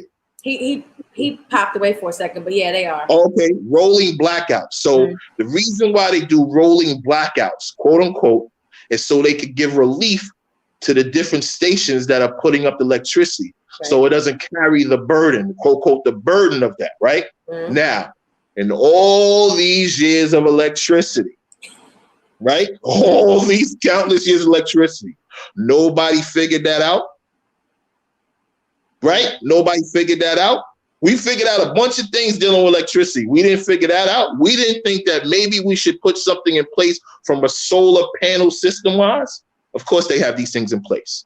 But because of that, there's something else that's, I understand, first of all, they hit them with an ill storm, then they hit them with the rolling blackouts. But nobody wants to resort back to executive order that was passed by Biden that gave China what is it? Control over the power grid down in Texas. Nobody notes that. I didn't. And then all of a sudden that happened. Yeah, of course. Why was it? The man done wrote about 100 executive orders since he finished. How would we pick this one? But you know why I know that? I know that because I always keep the enemy in front of me. You understand? As much as people don't like Trump, let me tell you the funny thing about that. They never kept them in front of them. They just offered because you hear other things and you go on it. When you start to study your enemy, you know exactly what he's doing and why he's doing. You have a great idea why.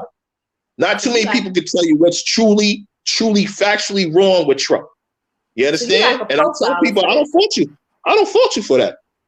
I really don't fault people. But what I say is that just as important as you know who your enemy is, you damn sure better know who you get behind and who your ally is. He wrote that. Go ahead. So I was going to say, so you profile your enemies, basically. You're like a profiler for them. They do that to us, right? Yeah. But they never forget they're at war. That it's about strategies and doing certain things. American skin. Listen. After I watched the first 15 minutes, I'll keep it honest. I wanted to turn it off. I was like 30 minutes in. I was mad at everybody that made this movie. 30 minutes in, I was mad at everybody that made this movie. I said, I know where this is going. This is morality. They selling us. We got the son that was sitting there listening to the words his father was telling him and teaching him. But father, you said like this, that you're supposed to stand on your feet. Da, da, da, da. He was like, not when it comes to the police. You said, but not when it comes to police. Funny thing. Let me tell you what an OG said. And then I'm with y'all. I'm with the flow. An OG said to me, when we talk about alphas, right? At the end of the day, and what they've been doing is been chopping the alpha out of us. Forget about feminization, all this. That's just a greater thing. They're chopping the alpha out of us, right? So we have be an alpha until, and an OG told me that everybody's alpha until they meet a cop. He said, you want to know if somebody's a true alpha? Put them in front of authority, and then you tell me how much alpha they are. So you ever want to take a look at a person and see how they interact with that person, how they interact with somebody that is deemed authority, that'll tell you everything of what they have. And they've been chopping it. In that movie, they did an alpha-like move, right? They took over the police thing, this and that, so forth, so on. But then became civilized inside us, and I'm going to do this trial thing. So now we're going for the dramatics, right? We're going for the drama part of it and all this and that at the end of the day. But they didn't pull us into, we didn't really feel a tug and a pull in there. We kind of knew that this wasn't going in the direction that we would probably think it is at the end. We didn't think he was going to pop him at the end, like not like that. If he was going to kill him, not like that. You understand? And then the whole thing about I had the film crew come along and I wanted to show this and show that and stuff like that. They did all that, right? So what was that all for? You had the guy that was running the film thing. He was in conflict, as in this is not the way to do it. He's in conflict. All these different things. We saw all these mixed messagings going on. That was pointing away to how that kid was, because he did everything right. That kid did everything right. He did everything his father told him to do. And he still died. You understand? Everything. So he died, right? He died because that starts off everything. And then his father, in revenge and atoning his death, we get to the point where, as in, you just wanted to show the world that. Listen, well, let me tell you something. That is another movie that won't be one of those movies that we sit here and we say, yo, you remember that movie American Skin? It's going to flip. It's going to become a filler. Like, they got filler songs in the album. That's a filler song. You don't remember. You're going to just remember American Skin. I think American Skin, because you're going to think because it's a snazzy title. But really, what was it about? That's not something you pull out and be like, yo, listen, man, I feel like I'm in American Skin mode. No, we'll never do that. Let's watch. I feel like watching American Skin. Never. Yeah, good point. I don't want to cut you off, but no, I'm good. As you're talking, I threw a couple books in there if you want to throw them whenever you're ready. Okay. But like you said, what Malcolm said about the media, and I didn't look at it like that. How we look at, how the villains become the heroes, what I'm saying? And how if you're not careful, we'll start rooting for the hero. Gil Scott-Heron said when he goes, when he was watching the movie Jaws, he was rooting for the shark. Right. He did. But like you said, but shark, that's what sharks would be. You go into the beach, the shark go into the supermarket. You know what I'm saying? But he said, but if Jaws was to come up in here, then I would be getting a cheer trying to fight this son of a bitch back. You know what I'm saying? Right. But medical apartheid, as you was talking earlier, relating it, that is yes, it is. Medical apartheid. Spook who sat by the door. That's a great one. We all need to be spooks sitting beside the door. Yeah, that's a great have the book. That's a great one. Those are must reads before. Like Spook that sat by the door, the miseducation of the black man, like the Negro man. These are books that was, if you was in a certain household, you had to read them. If you went to certain schools, you had to read them. You had to read them, man. One quick thing. The anti-heroes, right? The anti-heroes, you think about most of the anti-heroes, if not all of them, they're us. They're fighting against the establishment. The Joker, what the greatest anti-hero ever. Who was he fighting against? You understand? If you saw the last Joker, which was kind of like Taxi Driver in a sense, but he was fighting against the establishment. You understand? I got one for you.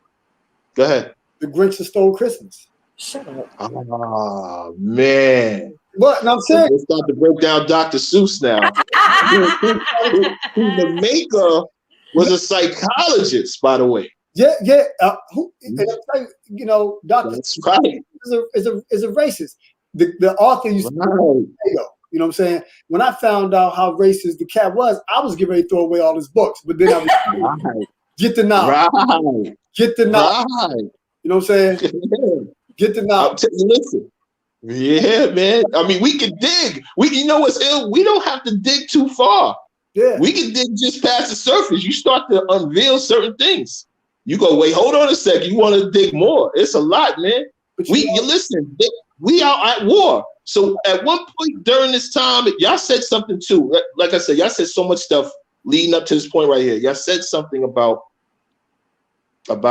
Schindler's List, right? Yeah. And how they documented that, and how what you said was slavery. I'm gonna go back. I'm gonna give a perspective. OG said to me is that, first of all, we at war. There was no slavery. We was enslaved and we was prisoners of war. I know everybody pretty heard stuff like that before. We was enslaved and prisoners of war. You understand? They did a little bit more with others than they had with others. What also goes along with it is that to switch it all around and the transporting, that was human trafficking. Yeah, they just called it something else. There was human trafficking going on. Because what was they selling them for? They was just talking about for the story that they sell us is that they was transferring human goods for detail, for labor. But then you, on the other side of the spectrum, you hear about all of the sexual deviant behaviors and stuff like that. So clearly it wasn't just for labor. And we've seen the movies, you understand, where people have had sex slaves and just having people that they can do all types of maniacal and horrible stuff to them. So clearly it was more than just human labor going on. There was other things. So how is that a difference from human trafficking now? It's not. It's the same thing. But then also they sell us the story about how they brought 12.5 million people over from Africa when mathematically there's and you got to know this from researching. You got to know that within those 400 years that they keep talking about, you understand what I'm saying? It was less than 100 years in which the trafficking in which they talking about was going on. Then you got to put together the boats. Then you got to do the numbers that they put on the boats. Then you got to then you got to calculate how many died, then you got to calculate the wars they had in which some boats didn't make it out. Then you got to calculate the time in between getting it from this part of Africa to this part of America and all this and that. The numbers don't add up. They don't. They never even match up. So then now in research, you got to go back and say, wait, hold on. But they said we was here first. How did we get here first? Okay, let's see. Then you have other people that tell you the other story. And the other story, the other perspective, which they can support and show you facts, is that when they call America Northern Gate of Africa, then when you go to start research and you start to look and you see that the land that they test around Florida going all the way down to the Gulf of Mexico matches the dirt in the land that's at the top of Africa. Now we're cooking with grease. Because now you're saying now we got to go back to the separation of the continents through Pangea, I mean, and which as in that was part of Africa. You understand? And that people basically was just migrating all across the world. And then when the split happened, you understand, you left people on this side of the world and people on this side of the world. So then you got to look even deeper and think and look into the immigration part, not immigration with an I, immigration with an E, where they was taking our people from here and sending them back over to the other places, then bringing them back. Then you'll find stories about how they took the wildest of slaves, right? The wildest of slaves, they say, and they sent them over to the Caribbean and they sent them over to Haiti. And how you see now when we go back in time, when we look at our Haitian and our Jamaican brethren and how they are the most volatile, how they're quick to go to the gun, how they're quick to fight. Does that not represent what the story is saying? See, what it is that we become so staunch in our beliefs, right? Because we're on the treadmill. They keep us regurgitating. So we're quick to stay on the treadmill. But once you get off the treadmill, you start to see how the world really looks. You understand? We should be more open to listening to what other people have to say and forget about the parts of the message that turns you off and say, listen to the message. Let me look up the message. What is the story they're telling me right now? What is the perspective they have? You understand? Because this is how they don't want that. So that's why they keep us disconnected and divided from each other. You understand? And going forward, we can't allow that. Jermaine, you understand? Huh? Go ahead. Interjection. Tree branch conversation. Yep. You said we need to go back to listening, right? You know, yes, it's true, but listening is spiritual. And it seems as though our spirituality has been decapitated. You know what I'm saying? So it seems like it's challenging for us to go back to listening, because what you just said, most people probably couldn't even wrap their minds around that. You know, it's not even possible to bring black people over here than send them back into other parts of the country. You know what I'm saying? You know, but and you know what? Going back to the goosebumps or the ancestors that's talking. You know what I'm saying? You know, you said earlier that we're at war, right? And the first thing that came to my mind is that when Gil Scott-Heron said the revolution would not be televised. You know what I'm saying? Because the revolution has already happened. You know what I'm saying? What he said, when people are now saying that the revolution has been televised, he said, no, what you're seeing are the remnants. You know what I'm saying? The revolution takes place in your mind. See, the revolution has been going on for a long time. Yes. Mm-hmm. But check this out. As my mentor brought it to my attention, he said, do you know, can you date back to when all of this really started happening? I said, no. He said 9/11. He said what? 9/11. 9/11. Listen, I feel the ancestors jumping at me right now as you said that. When we started to become handcuffs. And so I was saying today, and I had a conversation with Elena this morning, and I talked to Nikki earlier, and I ain't talking to Jermaine in months, but I said that we said that, you know, white people are now the new slaves too now. You know what I'm saying? You know, I mean, it's no longer what you call it, not a hue thing. It's no longer about color. It's about, you know, who they want. Because when you have people like Bill and Melinda Gates, you know, this white woman was sitting there as though she was coming from the most compassionate place behind God's back, which is a long way. She was talking about, and yes, we need to make sure that everyone gets it, especially the blacks. You know what I'm saying? Like the blacks, you know, they need to be the first ones to get it. I'm like, oh, no. As Gil Scott-Heron said in his song, The Ghetto Code, ... did it, ... dash. Damn. Yep. ... dash. You never lie. Yes. You know, and so when someone asks you a question, you be like, ... did it, ... dash. I'm damn. Yo, it's right.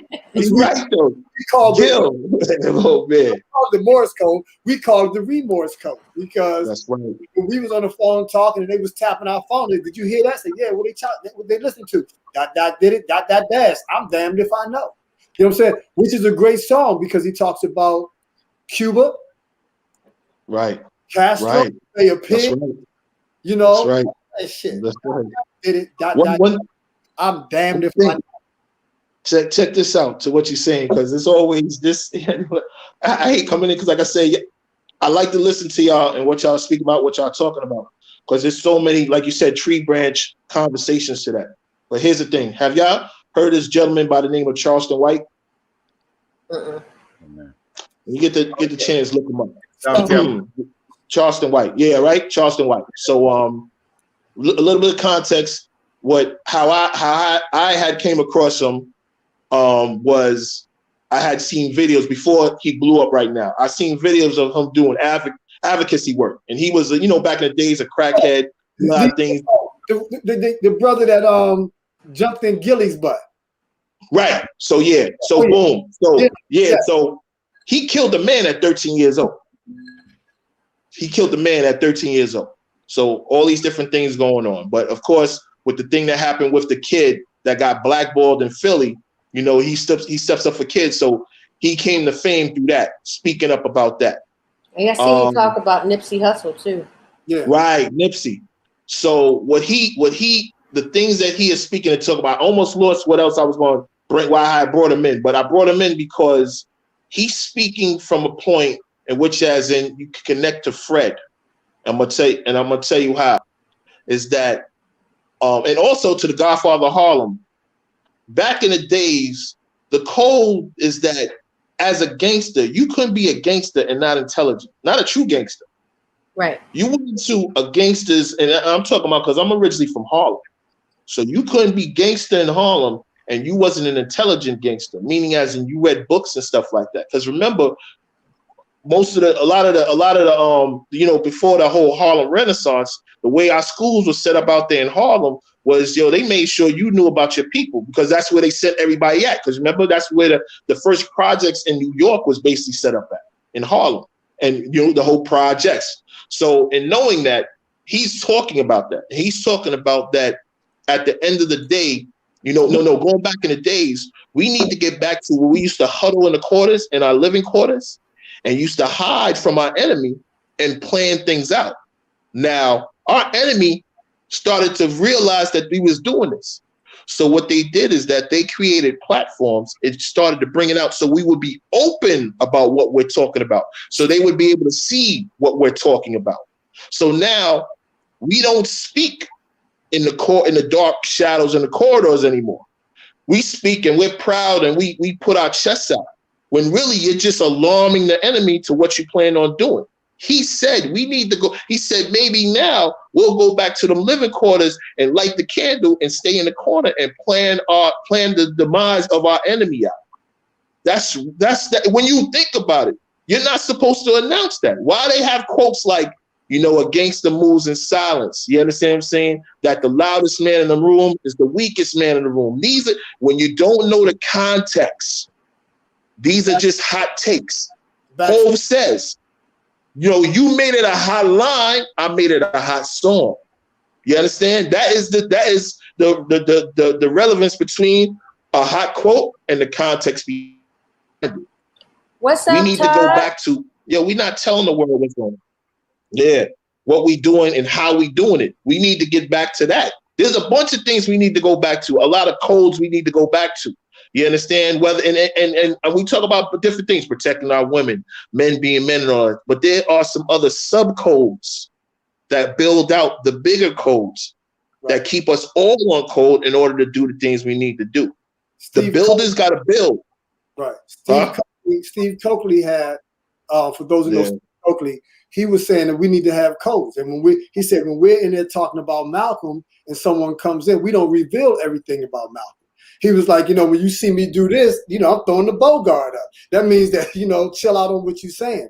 And you're right, because, we're going to have to get back to the basics.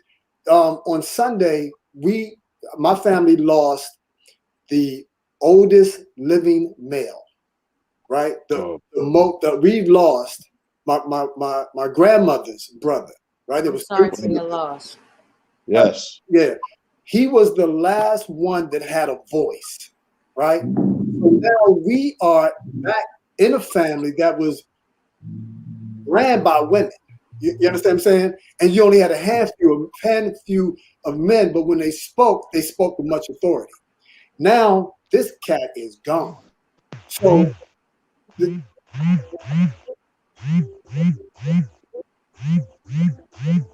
Ain't me. Me. Oh, so now we're forced. We're in a position now where who's going to come up and start talking about this information? Is it going to be me? Because now I'm dealing with old folks. You know what I'm saying? Who carry on that. Hey, grandma, mommy said, why did you cut the ends off your hand? You know what I'm saying? No, we're not dealing with expanding the pan. We're dealing with the mindset of cutting off the ends of the hand. So going back to having these conversations, going back to being disciplined, going back to opening up with this dialogue, it seems like it's going to be a challenge, but it needs to happen. Kyle, you quiet. You got any thoughts? Yeah, and I have a couple. I guess if we're taking the movie into context, it's a microcosm of life. If you look at the 90s when Tupac and Biggie were shot, and now if you look at the rap game in 2020, how many rappers were shot? So I think everything is on steroids. I don't know why those murders occurred, and I don't know why Pop Smoke and these guys are getting killed on an almost monthly basis. Now, I know some of it is record company based. You're worth more dead than alive.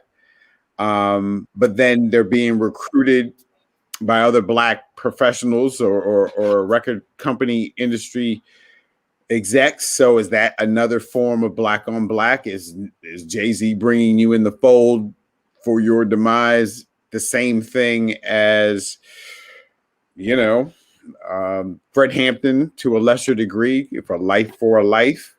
If you know the end result is you're sacrificing them for your gain or your well-being or to get out of a jam, That's almost the same thing that we're talking about. So I think that movie reflected a lot, and I didn't get as mad at William O'Neill as you did, because I almost expected. You take 10 people, I'm figuring there's 2 or 3 that are probably direct haters of yours, whether they're going to express it or not, and would do something to that degree if given the opportunity, whether they be black, white, or indifferent, but I just think that capitalistic society, we are all, it's almost every man for themselves, every unit for themselves.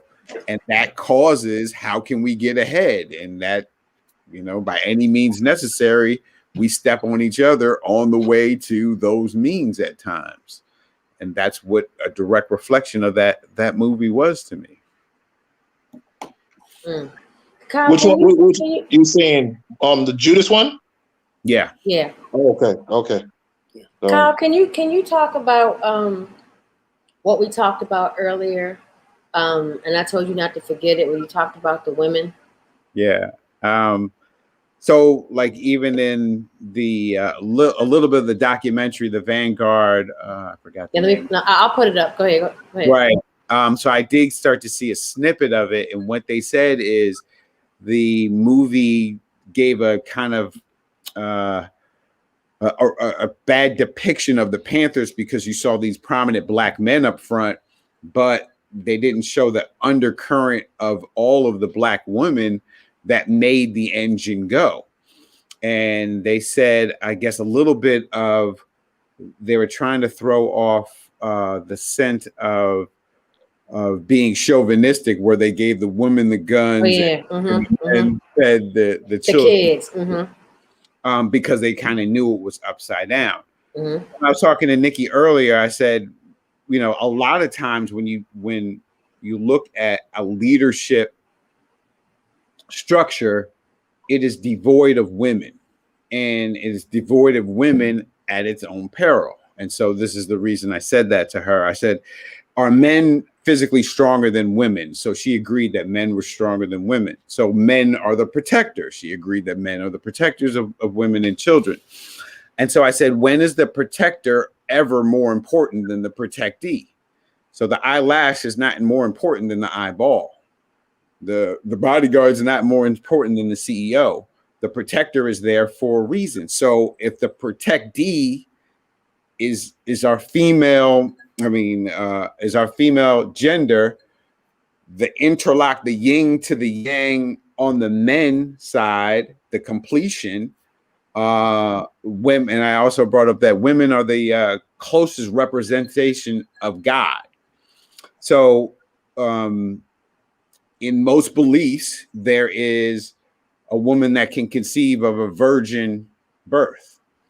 So that means if you take man out the equation, it's a woman and God scenario that creates life. Of course, you can bring a man in, but you need the woman. The man is only providing a seed. The woman does the rest. Then she gives birth. So giving birth to life is a God attribute. It's an attribute that we give God that you'll see represented in a woman. And I guess the major last point in that vein is that a child's love for its mother and the love that it receives is almost the closest thing that you'll see to God's love here on earth. That agape love, the protection, is that representation where a man does not have that built in with a child that comes to earth. It all has to be nurtured and built from after birth. My daddy loved me. I gotta stop you right there.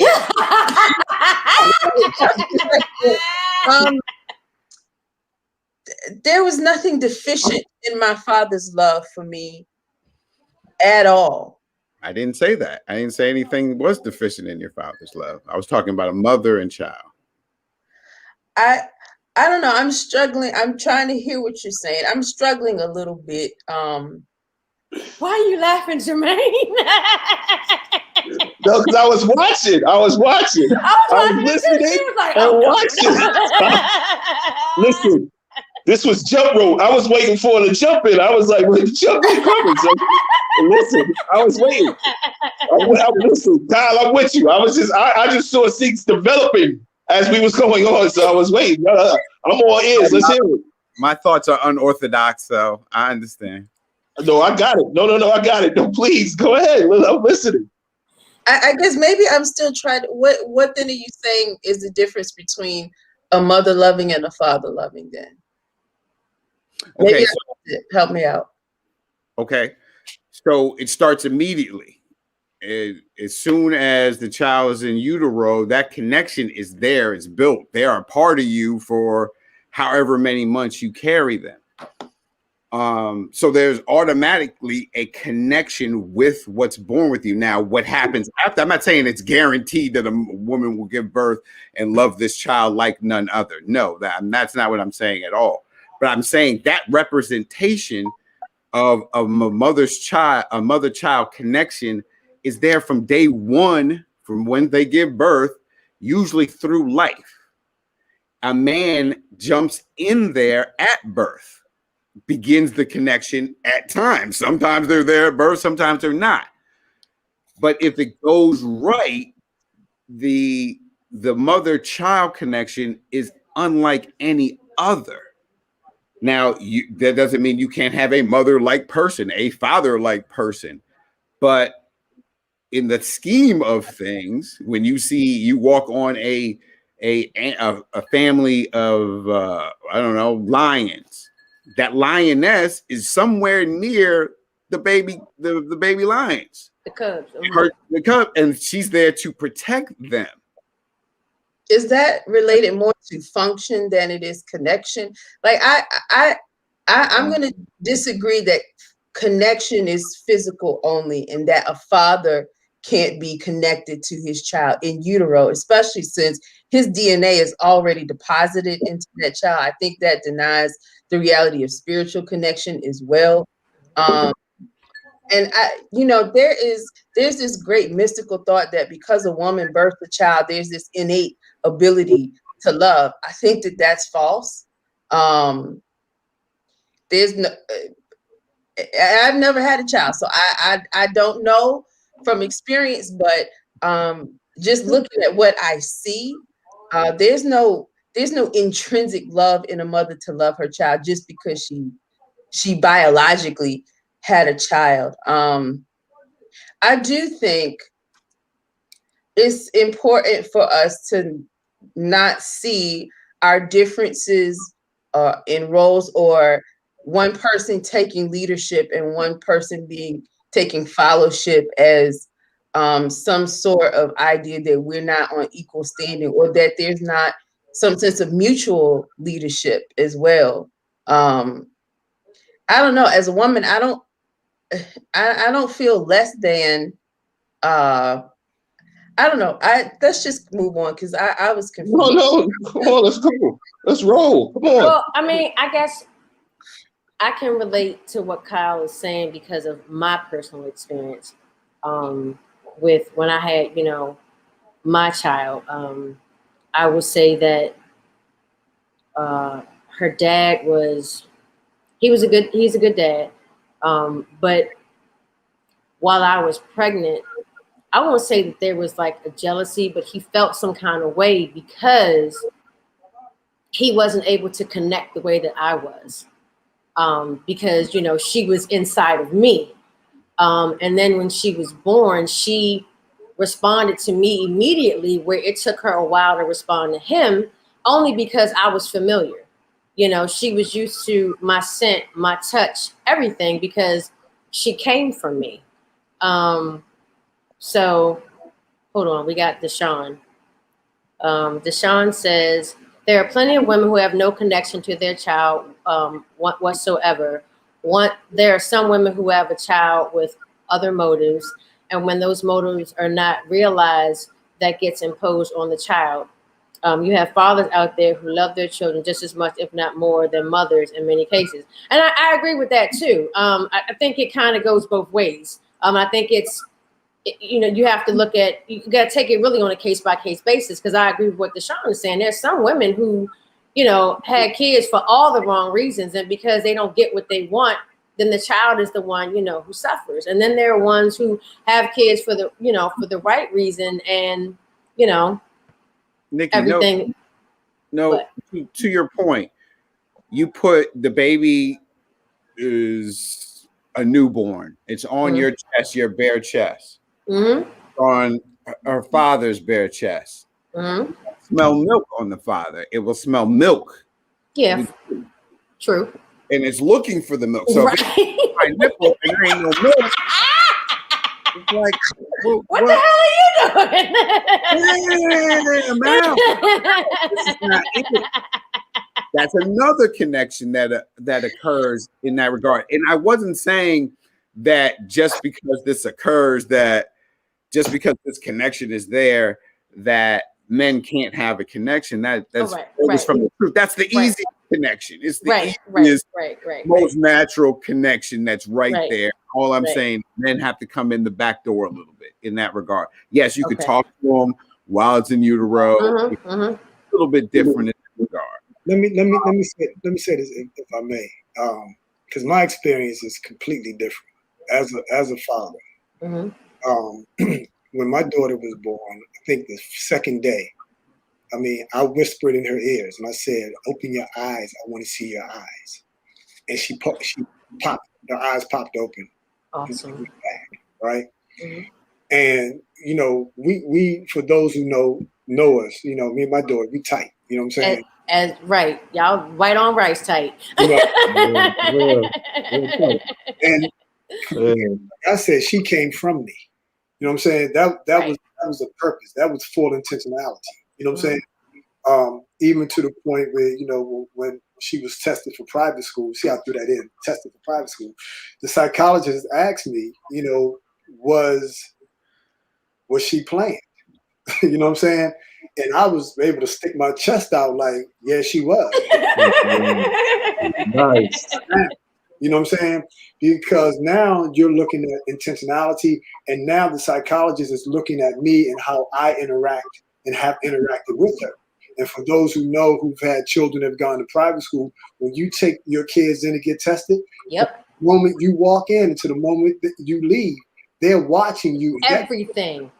Everything. Yes, I do too, because my daughter was in private school, so I totally can relate to that. So when they shut that off to the schools, it's like, one psychologist, the first one said, that the father and daughter separated well. You know what I'm saying? The other one said, the bond. It was deep. So I'm understanding what Elena Sakala, I'm understanding what you're saying. I'm understanding what Nikki's experience was, but mine is completely different. And it wasn't laying on the chest. It was a thing where, let me see your eyes. I want to see your eye. And that's why I said, it really has to be done on like a case by case basis. And Deshaun says, babies respond to pheromones. It's not just about milk. The baby is put on a mother at birth, so that the probability to latch on is increased. A man's scent can be imprinted just as well as a woman's. When my son got circumcised in the hospital, no one could comfort him but Dad. Oh, can I say something? Yes. I think my face was a little scrunched up for a while, and I feel like I processed my thoughts a little better okay. at this point. But I think that one of the things that is a little concerning to me is we talk about propaganda. I am a woman, and I certainly want to be empowered. I don't want to be subjected.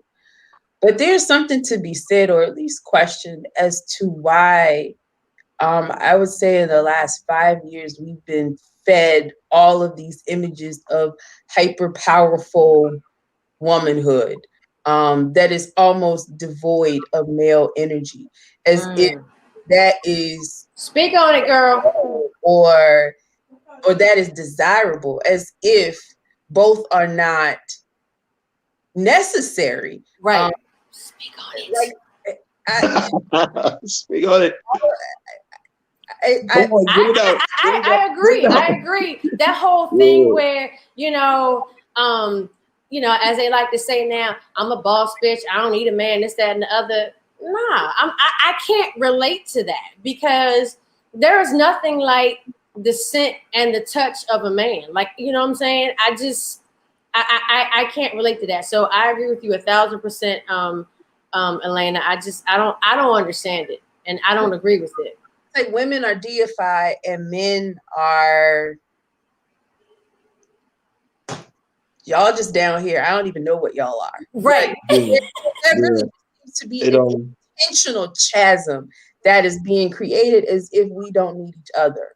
And that kind of, I guess, goes back to what Jermaine was saying as propaganda. People, they fall into that, and I'm not regurgitating that, Jermaine. I don't agree with that. Because to me, it's again trying to separate the Black family or Black love. You know what I mean? And Black love is a beautiful thing. So when women fall into that, I don't need this, or like Elena was saying, women are up here, and like the man is down here somewhere, not being able to be seen. You feed into that propaganda that Black love is not necessary, and I don't understand that, because like I said, my parents have been married for almost 50 years, so I grew up seeing nothing but Black love. There was no affair, there was none of that.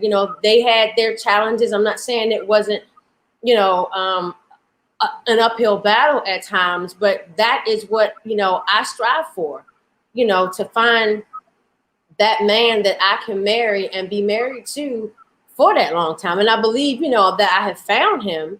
And, for the longest time, that's what I was in search of. But if you come from a broken home and you haven't seen that, you know what I'm saying, then maybe that's why, some women feel that way, because they were raised by a single, mom and this, that, and the other, and daddy wasn't in the picture. Mommy did it, so I can do it. But to me, that's just not for me. Hey, go ahead. We're talking now, right? We're speaking on it, and we can't fathom it. But it really comes. Some of the things that it comes from is about knowing where things are at.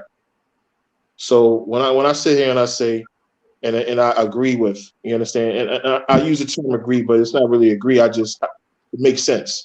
Is that we're at war, right? So at war, there's always things being put out there to see what the enemy is going to bite at. Right? So if you have your objectives, right? You have your objectives. So if your objective is to disconnect, divide, right? You say, okay, let's just say those two things. What am I using? What am I going to use to do that? So you think of stuff. I was going to post something before I hopped on. Drama and trauma. Drama and trauma, because it causes chaos. And division. Right, and division. And it takes people out of themselves. So whoever you are right there, it takes you out of that and puts you in another place. You understand? A child that has never been molested is different than a child that has been molested. You understand?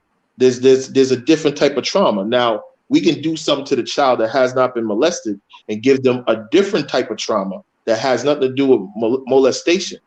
But you can do something when you understand what that trauma brings out of them. You can then now strategize to doing certain things with them to get basically the same result out of them, to make them do things that they normally wouldn't do if there was nothing. You understand? If nothing happened to them, put them in situations.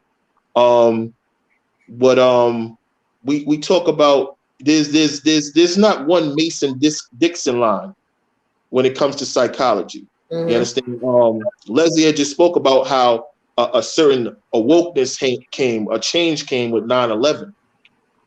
There are things when it comes down to our relationships that are pre-benign neglect, you understand, and post-benign neglect. Going into, the Senator Patrick Day Moynihan, I think it is, Daniel Day Moynihan. Daniel Patrick Moynihan, that was his name. and he had created the book about the Black family that was supposed to be a whole breakdown of, you know, the issues and the problems that we have within our family. When really it was a book that was created to give the blueprint on how to break down the family. And so this is right. Go ahead. I'm saying, sorry. Melanie said, it's a case of you don't know what. It's a case of you don't know what you don't know. If you're growing up and you don't see a healthy relationship in your household as a child, your home is your beginning blueprint of how loving relationships work. And then she says, so that's all you know. But as you get older, hopefully you will find other positive relationships to model. But there's no reference, right? So now if you're not seeing it, right? If you're not seeing it, and then there are not examples being given to you that this exists, how do you know it's there? Right? How do you know it's there? But then you're given examples, right? You're given examples of how it's not there. And then you're speaking to people on the left and the right of you that's saying, yeah, I grew up in a household and this just wasn't it. I didn't see that. Now this is all your reference points. Now you don't have any reference points. So now it sounds odd when I sit here. If I'm a person that's going through that, and I sit and I listen to Nikki, and Nikki saying, "Yo, listen, 50 years," and I'm saying, "That's like a unicorn." What do you mean? What's that? You understand? It's like, what's that? What are you talking about? And she's experiencing. Now we're at a point where you say, "I don't even believe you now. I think you're just capping now." You understand? Like there's so many. Like I said, with the subs, it's a lot of subcategories on how they're breaking down our psychology. I had posted something in a group yesterday, right? And because y'all be on my page because I troll, so I throw stuff out there to see what people are going to say. So I made a post his name is Jermaine. She said, yes, exactly. I agree with the man in the black and white shirt. His name is Jermaine Bellany. Yeah. She said, this is crazy. So I put up a post. That said, Lori Harvey is the woman equivalent of Future, the rapper Future. That's all I put. You said Lori Harvey? Lori Harvey. Yeah, Lori Harvey. Is that Steve Harvey's daughter? Daughter? Right. Okay. Now I said that she is the equivalent. I said she is not the equivalent. Let me back that up because the words are important. I said she is the woman counterpart to Future. So people hopped on and stuff like that. So of some of the women that hopped on, they went into a mode of justification on how she moves. So how does she move? I don't know how she moves. Okay, Lori Harvey has been known. She's what the media puts her out there is that she has dated multiple men. Okay. But when the media puts it out there that you're dating multiple men, it means that you're having sex and doing all types of crazy stuff with them. So that's how they paint it. So that's how they paint it. Now, what happened was you started getting a process in which many of the women were justifying her behavior and her actions. Now, I didn't say nothing. Like I said, I just posted it just to sit back and watch because I like to see how people respond. Mm-hmm. And I said it's interesting to watch because how you justify, and let me be clear, there is no behavior. It's just what's being told to us. Okay. So we've now taken it from what's being told to us to her behavior. What behavior? She's not, you understand? She's not out here doing all types of crazy stuff. She's just been dating multiple men. But she's a black woman. And, they start, associating with the sexuality and all that. And it went to, you understand? It just ballooned into something else.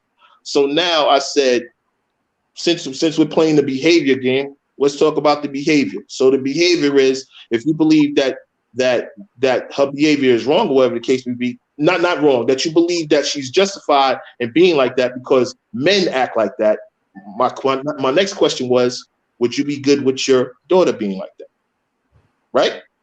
So of course nobody's going to really cop to that. You understand? If you're so good with it, can your daughter be like that and you're good with it? Mind you, I'm playing off of what they feel, not because I didn't say anything about it. You understand? I didn't say nothing. So, and I said, and also the next thing was, you have to now assume, because of you feeling that way, we have to assume that you feel that the way Future is, there's a problem with it. Because he's a man.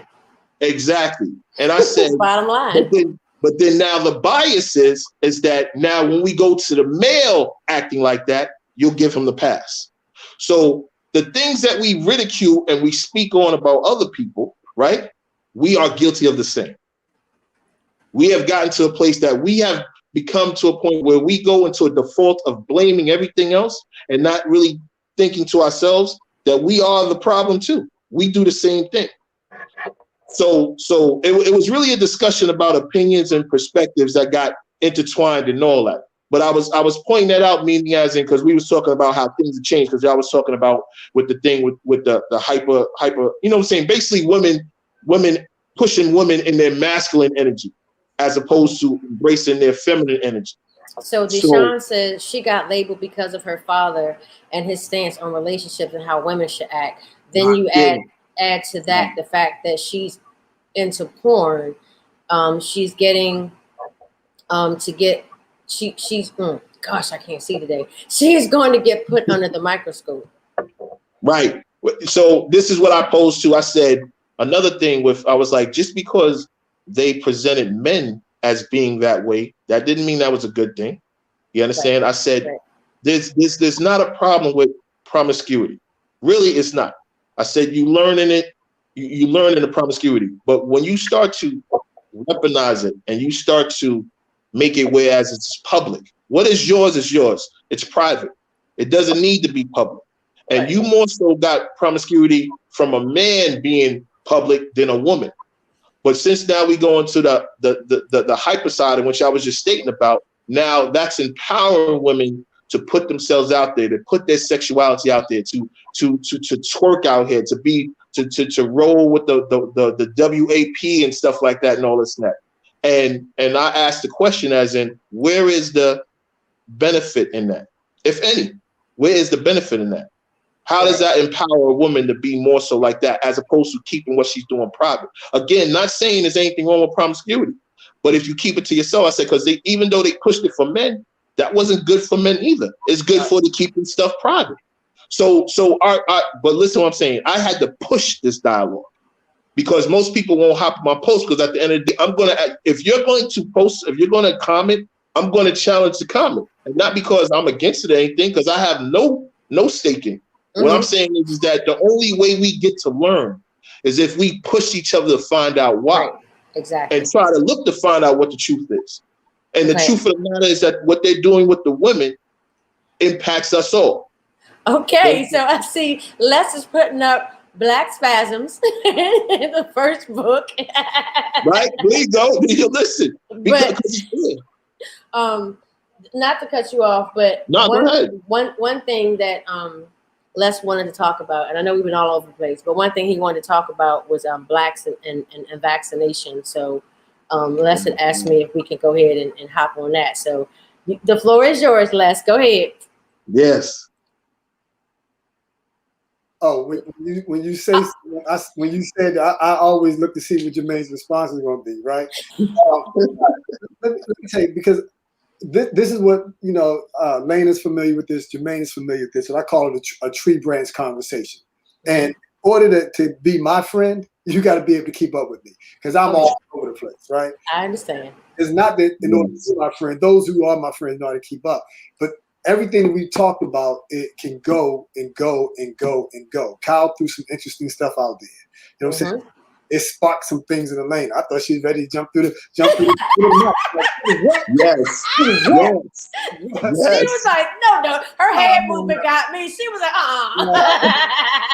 But that's why we do this, Everybody has a difference of opinion, and I love it. Yeah, I like everybody's perspective, because Kyle, you got me thinking on a few things. I mean, my face was like, I'm like, hold up, you know what I'm saying? Going back to something that Jermaine said, is not that I agree with it.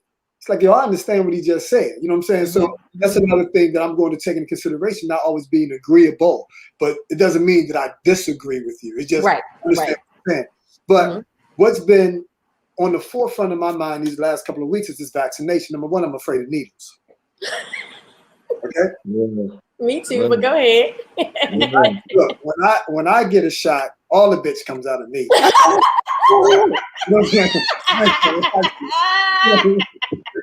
You know, but I'm they say telling it don't hurt. Man, oh man, yo. But when I wrote Black Spasms years ago, one of the things that I talked about was the Tuskegee experiment. And the purpose of Black Spasms was because, you know, my daughter's on the cover. It's coming, guys. You know, be patient. Yes. It's coming because what it showed, the images of her at 2 years old, when we were in New Jersey, and I guess she fell or something, and she has a tear coming out of her eye, but she was sitting there crying. And so her hair is out, the butterfly represents the transformation, the tear represents the pain. And my man Mark, whose house we was at, Jermaine's lower school buddy, had some box crates there. So the crates represent like the slave ship. My niece broke this down to me. And the whole transformational process. And Black Spasms, the pain and discomfort associated with being Black. It's like, so why are you upset? So the purpose of the book was to, you know, for those who didn't know, introduce them to things in which they didn't know. And for the ones who were much older, be like, damn, I forgot about that. Or I remember that, you know, to try to bridge the gap. So I put in, I don't know if you got it, I put in the song by Gil Scott. I don't know if you got, I'm a big Gil Scott-Heron fan, for those, you know. Really? Oh, we didn't know that. You didn't know that? Okay. Tuskegee 626, right? And it says, Tuskegee 626, somebody done got slick when deadly germs are taking turns, seeing what makes us tick. Tuskegee 626, scientists getting their kicks when deadly disease can do what it please, results ain't hard to predict. And the last one, Tuskegee 626, pushed aside mighty quick when brothers you dig are guinea pigs for vicious experiments, right? So I was listening to WPFW, the Amy Goodman report. The War and Peace report. And it was someone on her show that said, or it was another show, said that this vaccination is going to make the Tuskegee experiment look like child's play. You know what I'm saying? So I have many quotes. That ain't me. I have many quotes there regarding that. But one thing I want to say is this. This is what they said about these experiments. They come for treatment at the beginning and at the end, when there are visible manifestations or when hurried by pain, they readily come. For as a race, they are not averse to psychic, whatever that is, but tell them not, though they look well and feel well, that they are still diseased. Here, ignorance rates science a fool. It's a bunch of those quotes in there, what they were doing to us over a period of time. So when I was thinking this morning, and I said, Blacks and vax, we don't trust vaccination. So Elena brought something to my attention, and it's not necessarily what they're trying to do to Black people, but they're trying to unbrown this country. You know what I'm saying? So therefore, you have to make it mandatory for everyone to get it. But I don't think, in the push for Black people to get this vaccination, to me, is crazy. You know, and to see Black people lining up to get the vaccination. I'll ask this question. I've been asking this question for a couple of weeks now, and not that I'm trying to bring anything on me, but how the hell do you catch this coronavirus? Because I know people who go out, I know of people who've gone out, licked toilet stools, you know what I'm saying? Don't wear their masks, right? Hanging out, and they don't get it. But then you have people who are wearing masks, who ain't going out, and just like that, they get it. Some die, some don't. Anybody? I can't answer that. I mean, there's been reports that it's airborne. I know that if you have underlying conditions, And I'm only repeating what I hear. You know, I'm not a doctor or a scientist, but that, you know, if you have underlying conditions that, you know, you're more susceptible to it. The only place I go, honestly, is to the store, to my boyfriend's house, or my parents' house. I'm not out in the streets. I'm not going to lounges. I'm not doing any of that. I'm staying home. So I don't know. I mean, the lady that I call my sister that passed away from it, I believe that she got it from just going to the store. I think it was a surface or something that she touched, and, you know, she ended up getting it from her, what do you call it? She got it. She was in the hospital. She beat it. She came home, but it did something to her, and she was never right. And then she ended up, her blood got thick, and then she ended up having a heart attack, and she died. Let's go back. We talking medical apartheid. We talking about what we talked about earlier. You get it. You go to the hospital. You come back home, right? Mm-hmm. What's the backstory here? Uh-oh. Yeah, Jermaine, you clear your throat. I'm saying. that was just out of place. I'm listening. Okay. I don't know, for those who are watching, you know, how do you all think? I mean, Deshaun looks like he's a doctor. Okay, here we go. I was waiting for him to answer. Okay. So he says the virus has gone through many stages. The pre-existing conditions make it harder for you to recover. Okay. Just as HIV, you don't die from that virus. You die from the opportunistic illnesses that you get. I guess one question I would be curious to know, like, what was her medical regimen after she was released from the hospital? She had to keep going back. I know she was getting some shots or whatever. She was at Georgetown. Was she on blood thinners? Was she on blood thinners? No, and I don't know if they caught that though. But if it's known, if the thickening of the blood is a known side effect, it seems like even if they didn't put on heavy blood thinners, like a baby aspirin. Mm-hmm. I don't know. I know that a friend of mine, he got the virus, but then he got blood clots in his legs, and his legs started hurting. So he went to the hospital, and they caught it in time. They had gotten the clot had moved up and had gotten close to his lungs. But like I said, they caught it. He was in the hospital. He was on blood thinners, but he said he was determined. But he was also very athletic. You know, he rode 50, 60 miles on a bike. So I don't know how I feel. I would tell you my thoughts though. I do know a lot of people who have died. Some where they were very clear how they got it, others where they didn't have any symptoms. One person I know had no symptoms and just dropped dead, right? Wow. Without any warning. So is it You said drop dead like in the street? Yeah, literally. Yeah. In front of his house. So is it real? Something's real, and there's something that's killing people. Mm-hmm. I guess the questions that I have are around, like, do we know everything that they know? Are there things that we can do to better position ourselves to handle the virus if we get it? Like, should we be considerate of our diet? Should we be trying to take as much mucus out of our bodies, anything that causes inflammation? You know, what are the things that we can do to prepare ourselves if in fact we get the virus? Because I think the question is almost not will you get it?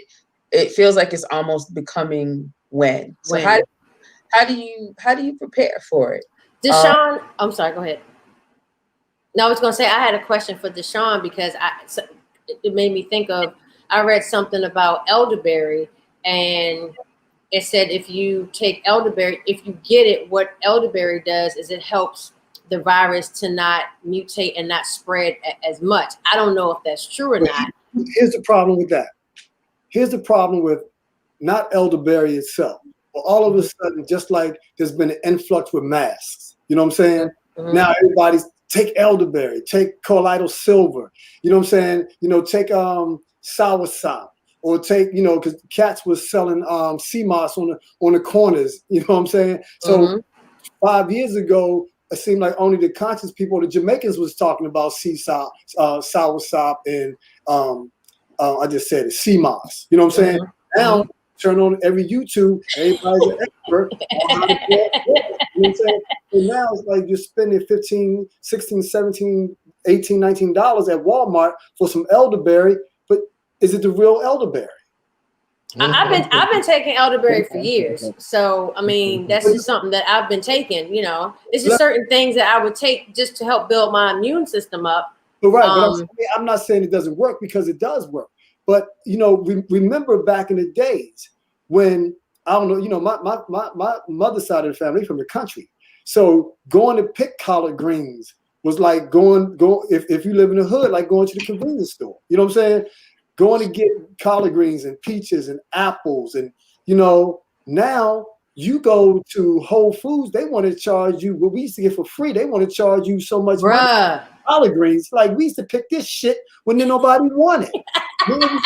or you go and you look at tripe and hog intestines and wrinkled steaks and chitlins, as they say. You know what I'm saying? And it's a intestine now. But what I'm saying is that, and I'll let you guys go back. You know, what we call leftovers, white folks termed it to meal prep. You know what I'm saying? You know, we was eating meal prep before it was popular. It was popular. So now it's like, what makes organic, you know, and collard greens, and, you know, name some things that black people used to eat. It was only exclusive to black people. You know what I'm saying? Now it's like black people can't even afford to buy that. Seems like the only thing black people can buy is some oodles or noodles for like 60 cents a pop. So Todd says you'll never know exactly how to fully combat it. Once you do, then big pharmacy becomes obsolete. And we all know that America is not about the business of curing. It is in the business of treating. Business being the key word. Wink, wink. Man, you were about that. I was actually a biomedical engineering major for my first 3 years in college, and I was also a Pollyanna. And one of the reasons why I left that major was because while I was at Hopkins, for the first time, I came to the realization that the goal was not to heal people. The goal was not to cure people. Actually, it was my sophomore year. I did a paper as it related to AIDS, because that was the thing back then. And when I started doing my research and looking through all these different medical journals, what really opened my eyes was that there were so many proven cures. And I'm like, well, why are all these people dying if there's so many proven cures? Not just proven, but cheap. Cheap.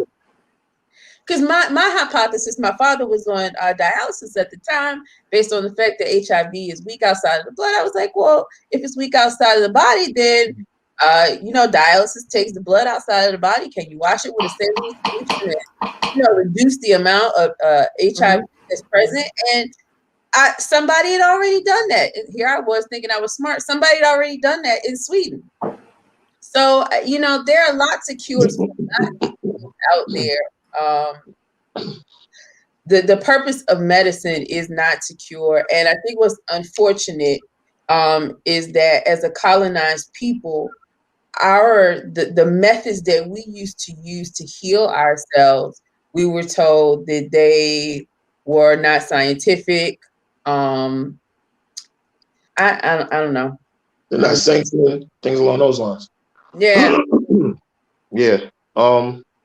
My take on it is there's a 97% survival rate. Why are we scared? And Deshaun says, let's not mention the cures that get killed in the patent office. Oh yeah, that just, you know, it's latest. Well, it goes back to what Chef Todd was saying, is that, you know, it's in the business of treating, not curing. But again, like I said, like unprecedented, 97% survival rate. Why are we scared? Right? We're scared, and I'm asking that rhetorically, because I'm saying as in, are we scared because of what we're hearing and we're seeing and what's being fed to us? or is it something else?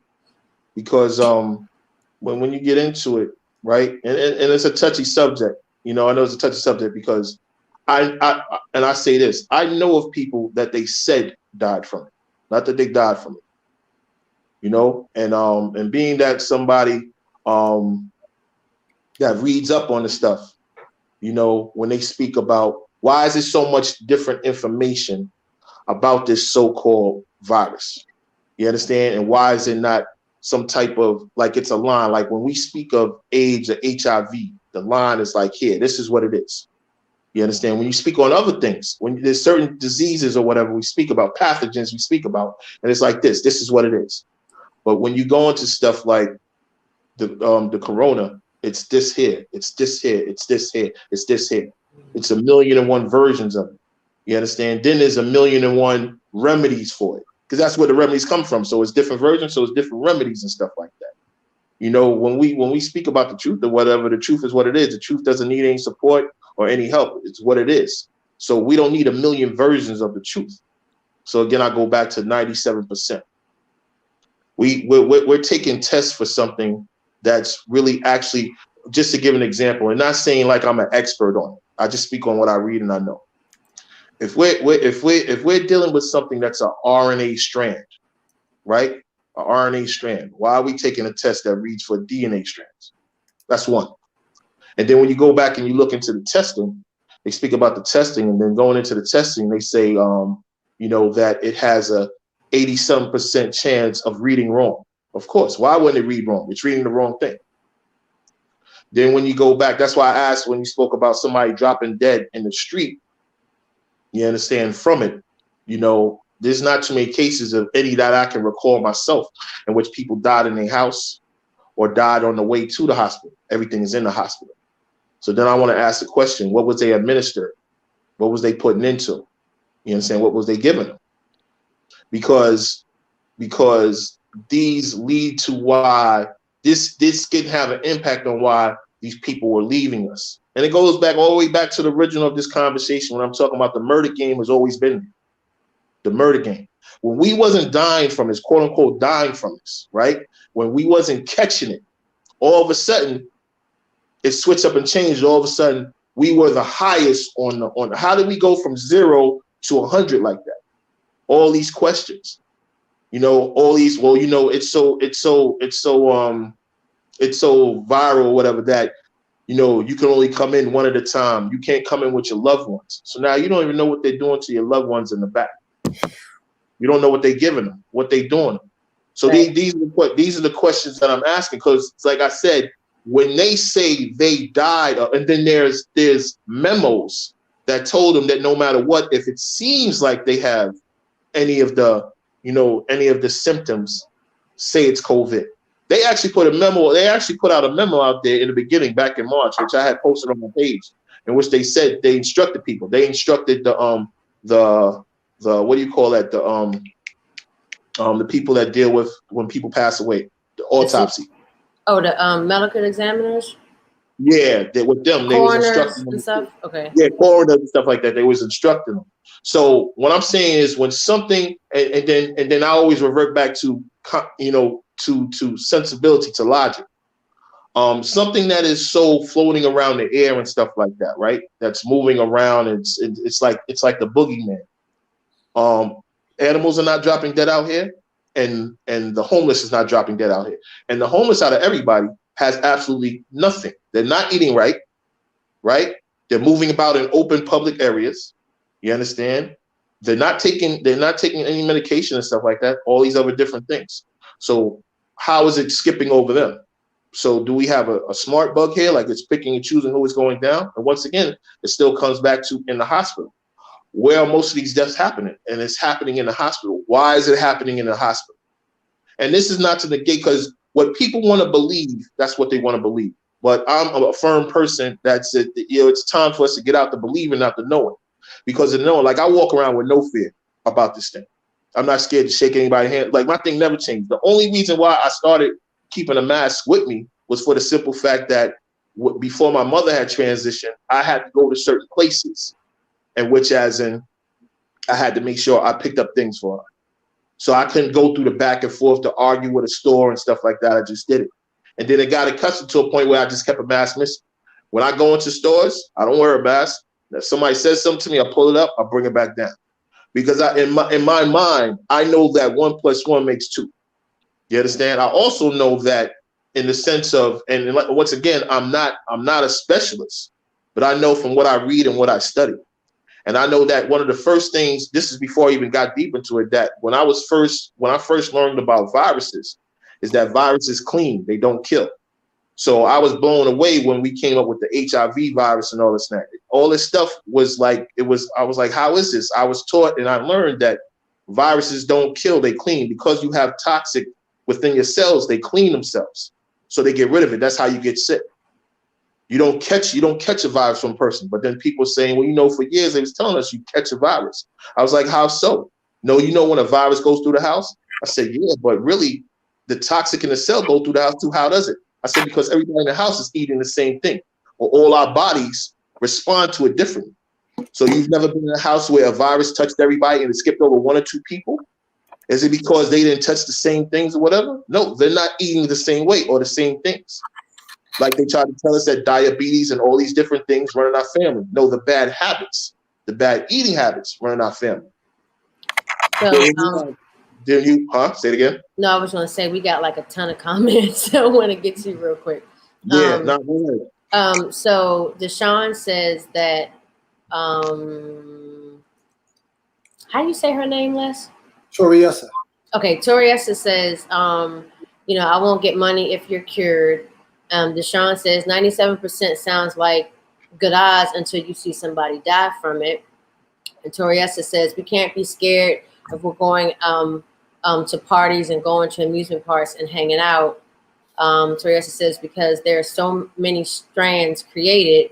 And then Deshaun says the same way they were able to tell you that when the next strand will be coming out, there is an agenda. The virus has undergone thousands of years of evolution in a matter of months. And then Toriessa says, we do know that the strand was engineered. And Bellany says, I was under the impression that the hospitals also received more funding the more COVID deaths they reported. I just think that there is some financial benefit to them reporting deaths that way. And Chef Todd says, they always throw these numbers around 97%, 80%, but what is the actual number of test subjects? Bullshit, padded stats meant to promote their agenda and medical treatments that they want to get tons of money on. It's all big business and the total money grab. And then Toriessa says, I'm really sorry. I am sorry. I really disagree with you. And it's pronounced Teresa. And I'm sorry, Teresa. And then Chef Todd says, what the virus is, Black and brown people. So they cleaning all right. Think about it. It's funny you said that the 97%, right? With that, that's not a number they put out there. That's a number you got to search and find. Oh, what Chef Todd said, the 97 or 80%? Yeah, because I had mentioned it. Because I mentioned it. And then I'm not, you understand? And then when you have a view of death, the type of view of death that I have, you understand? I look at it as that's something to come, but it don't have to come earlier than it's supposed to. And I'm not looking to do anything to speed up that process. So if I want to know what I'm battling against, you understand? I want to know what I'm up against. And we truly don't know what we're up against, right? And what are we going on though? You understand? Like I said, when you turn the TV off, right? When you shut off the noise around you and stuff like that or whatever, what information do you get and you respond to? What do you go off of? You're going off the ideas and what's being said to you. You're not checking to see, because that wasn't what we was taught. This goes back to the original conversation of what y'all said about how important it is, right, for us to find out things on our own. But we say that because it sounds nice, but then we don't do the work. Like I said, we are often guilty of the things that we criticize and that we say we shouldn't be doing. We're guilty of that. I want to know. So anything I do is going to be consistent with me knowing. There's a bunch of people around me that they said died from COVID. There's my younger coach, cats that I went to basketball camps with. I can name about 10 to 11 people. But and the ones that I was even closer with, what was a constant? They all died in the hospital. Nobody was around them, and something was being administered to them that they didn't have to be administered before. So whether it was the ventilator, whether they was taking medicines and all this and that, like what was just said, I forgot who had said it earlier about the a simple blood thinner, a simple blood thinner and stuff like that. I don't know who was saying that at the time, but Elena. Yes, right. So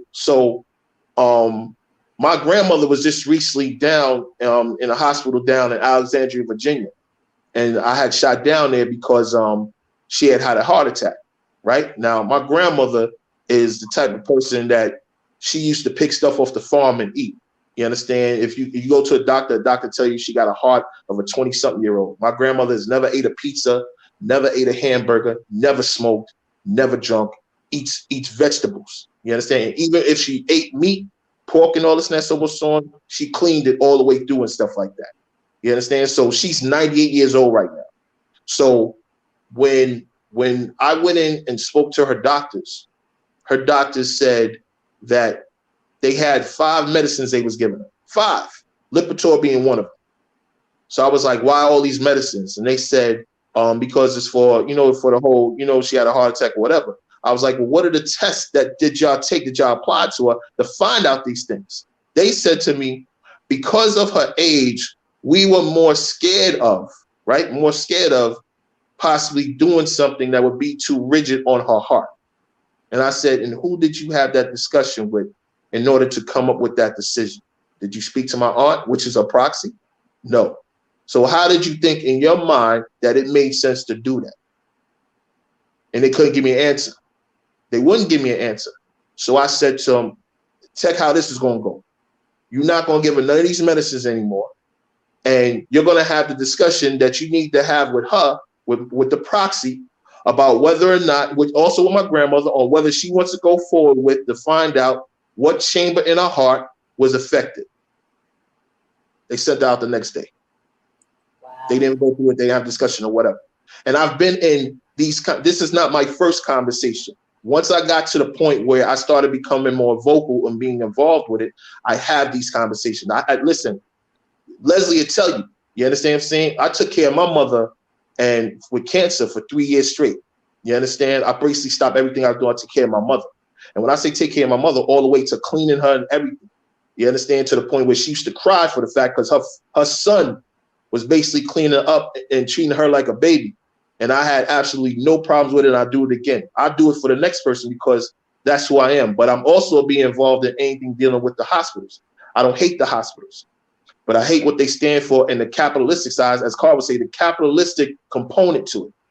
So they tell us, and what we do is that we go off of what we learned in the past and how we was weaned to interact and deal with them. So we take what they say as God, and it's not, because they're not in our best interests. When you take somebody that has just came out of school, right, has came out of school and spent all these monies to be a doctor, and spent all these years to become a doctor, and he or she is getting a certain wage, but then as they're moving up the ladder, they're getting sponsored by these medical companies, all this stuff. So now they're starting to pay off their bills and their livelihood, and they come across the point where there's a fork in the road where they have to make a choice between telling you the truth about you really don't need these medicines, that you can go the naturalistic way, as opposed to, nah, take these medicines because this pays my bill. Most people are not going to, most people don't have, their integrity is not built that way, because it's about taking care of themselves and taking care of their family. And I don't blame them for that. So these are all part of the equation when you're looking at things. To take something just from what you see and how it is, and that's what it is. When a person can sit here and say, well, you know how people are dying. How can you explain how people are dying? Well, I can't explain it. I'm not a professor. I'm not an expert, but I'm damn sure going to read and find out about, because what a person's not going to do is that you're not going to have me in fear on both sides. You're not going to have me in fear of finding out what I need to find out, and also in fear on how I move and I approach through life. So that's basically putting 2 chains on me. You understand? So how am I expected? How is anybody expected to get better from it? How are you expected to thrive and do anything right now? They're pushing for us to accept a new norm. Why? You understand? How is something that is that potent, right? Listen, and once again, like I said that with the homeless people. But on the other side, how is it that potent that you could take a mask, right? You could take a mask and you can wear that same mask every day. That there's not toxic baskets around where you throw it away every day and you start with a new mask and stuff like that. Why are we having one centralized mask that we're all doing? You understand? Why are we not given a regimen that goes along with, you understand, an eating regimen that goes along with whatever we have to do to protect ourselves to do that? Why? Because what everybody has been saying in the comments and what everybody that's on this panel and their mind already knows. We know it's an agenda. So, but how can we know it's an agenda and they're playing with us and they're doing things to control us, but we're still buying into doing it the way in which they want us to do it? That we're not questioning things, because we need to question things. Because in the questioning things, you find out more. But if you lay quiet, as they say, those that sin by silence makes cowards of us all. So Kyle, I'm not going to be silent. Yeah. Kyle had to run. So I want to get to these comments real quick, and then we're going to wrap up. Melanie says that we are all chemical machines. Like Jermaine said, people even in the same family can have different reactions to a virus or every environmental element. My concern includes these scientists reviving bacteria and such from the ice ages. I see that as a new threat, not only to Black people, but to humanity itself. Teresa says, fast fact on viruses. Viruses are living organisms that cannot replicate without a host. They are considered the most abundant biological entity on the planet. Diseases caused by viruses include rabies, herpes, and Ebola. There is no cure for a virus, but vaccination can prevent them from spreading. She says after connecting a host cell, a virus will insert genetic material into the host and take over the host's function. After injecting the cell, the virus continues to reproduce, but it produces more viral protection and genetic material instead of usual cellular products. It is this process that earns viruses the classification of parasite.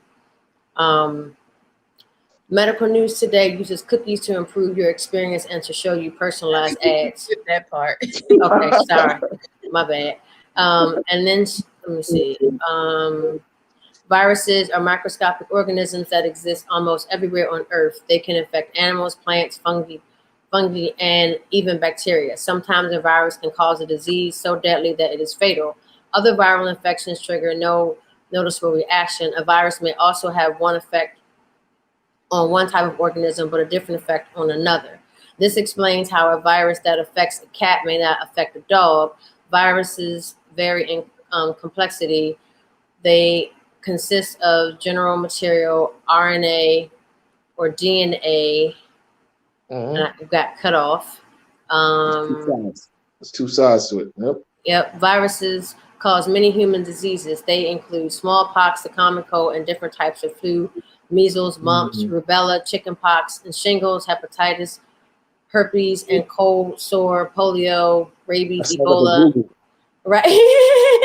Sounds like a Google right there. So the excerpt Teresa shared with us demonstrates why a virus is the perfect weapon.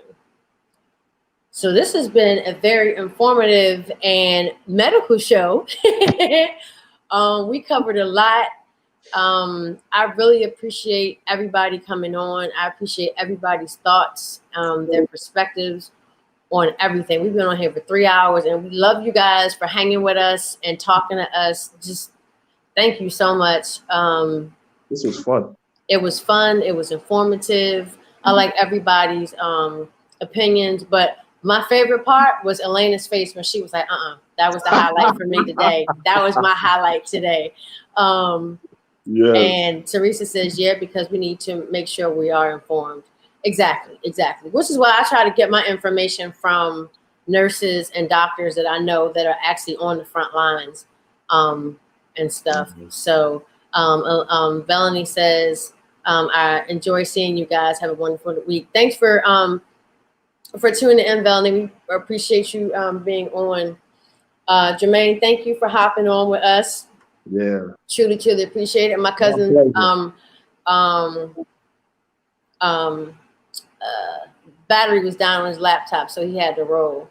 So we're gonna end, but we want everybody to stay on so we can have some.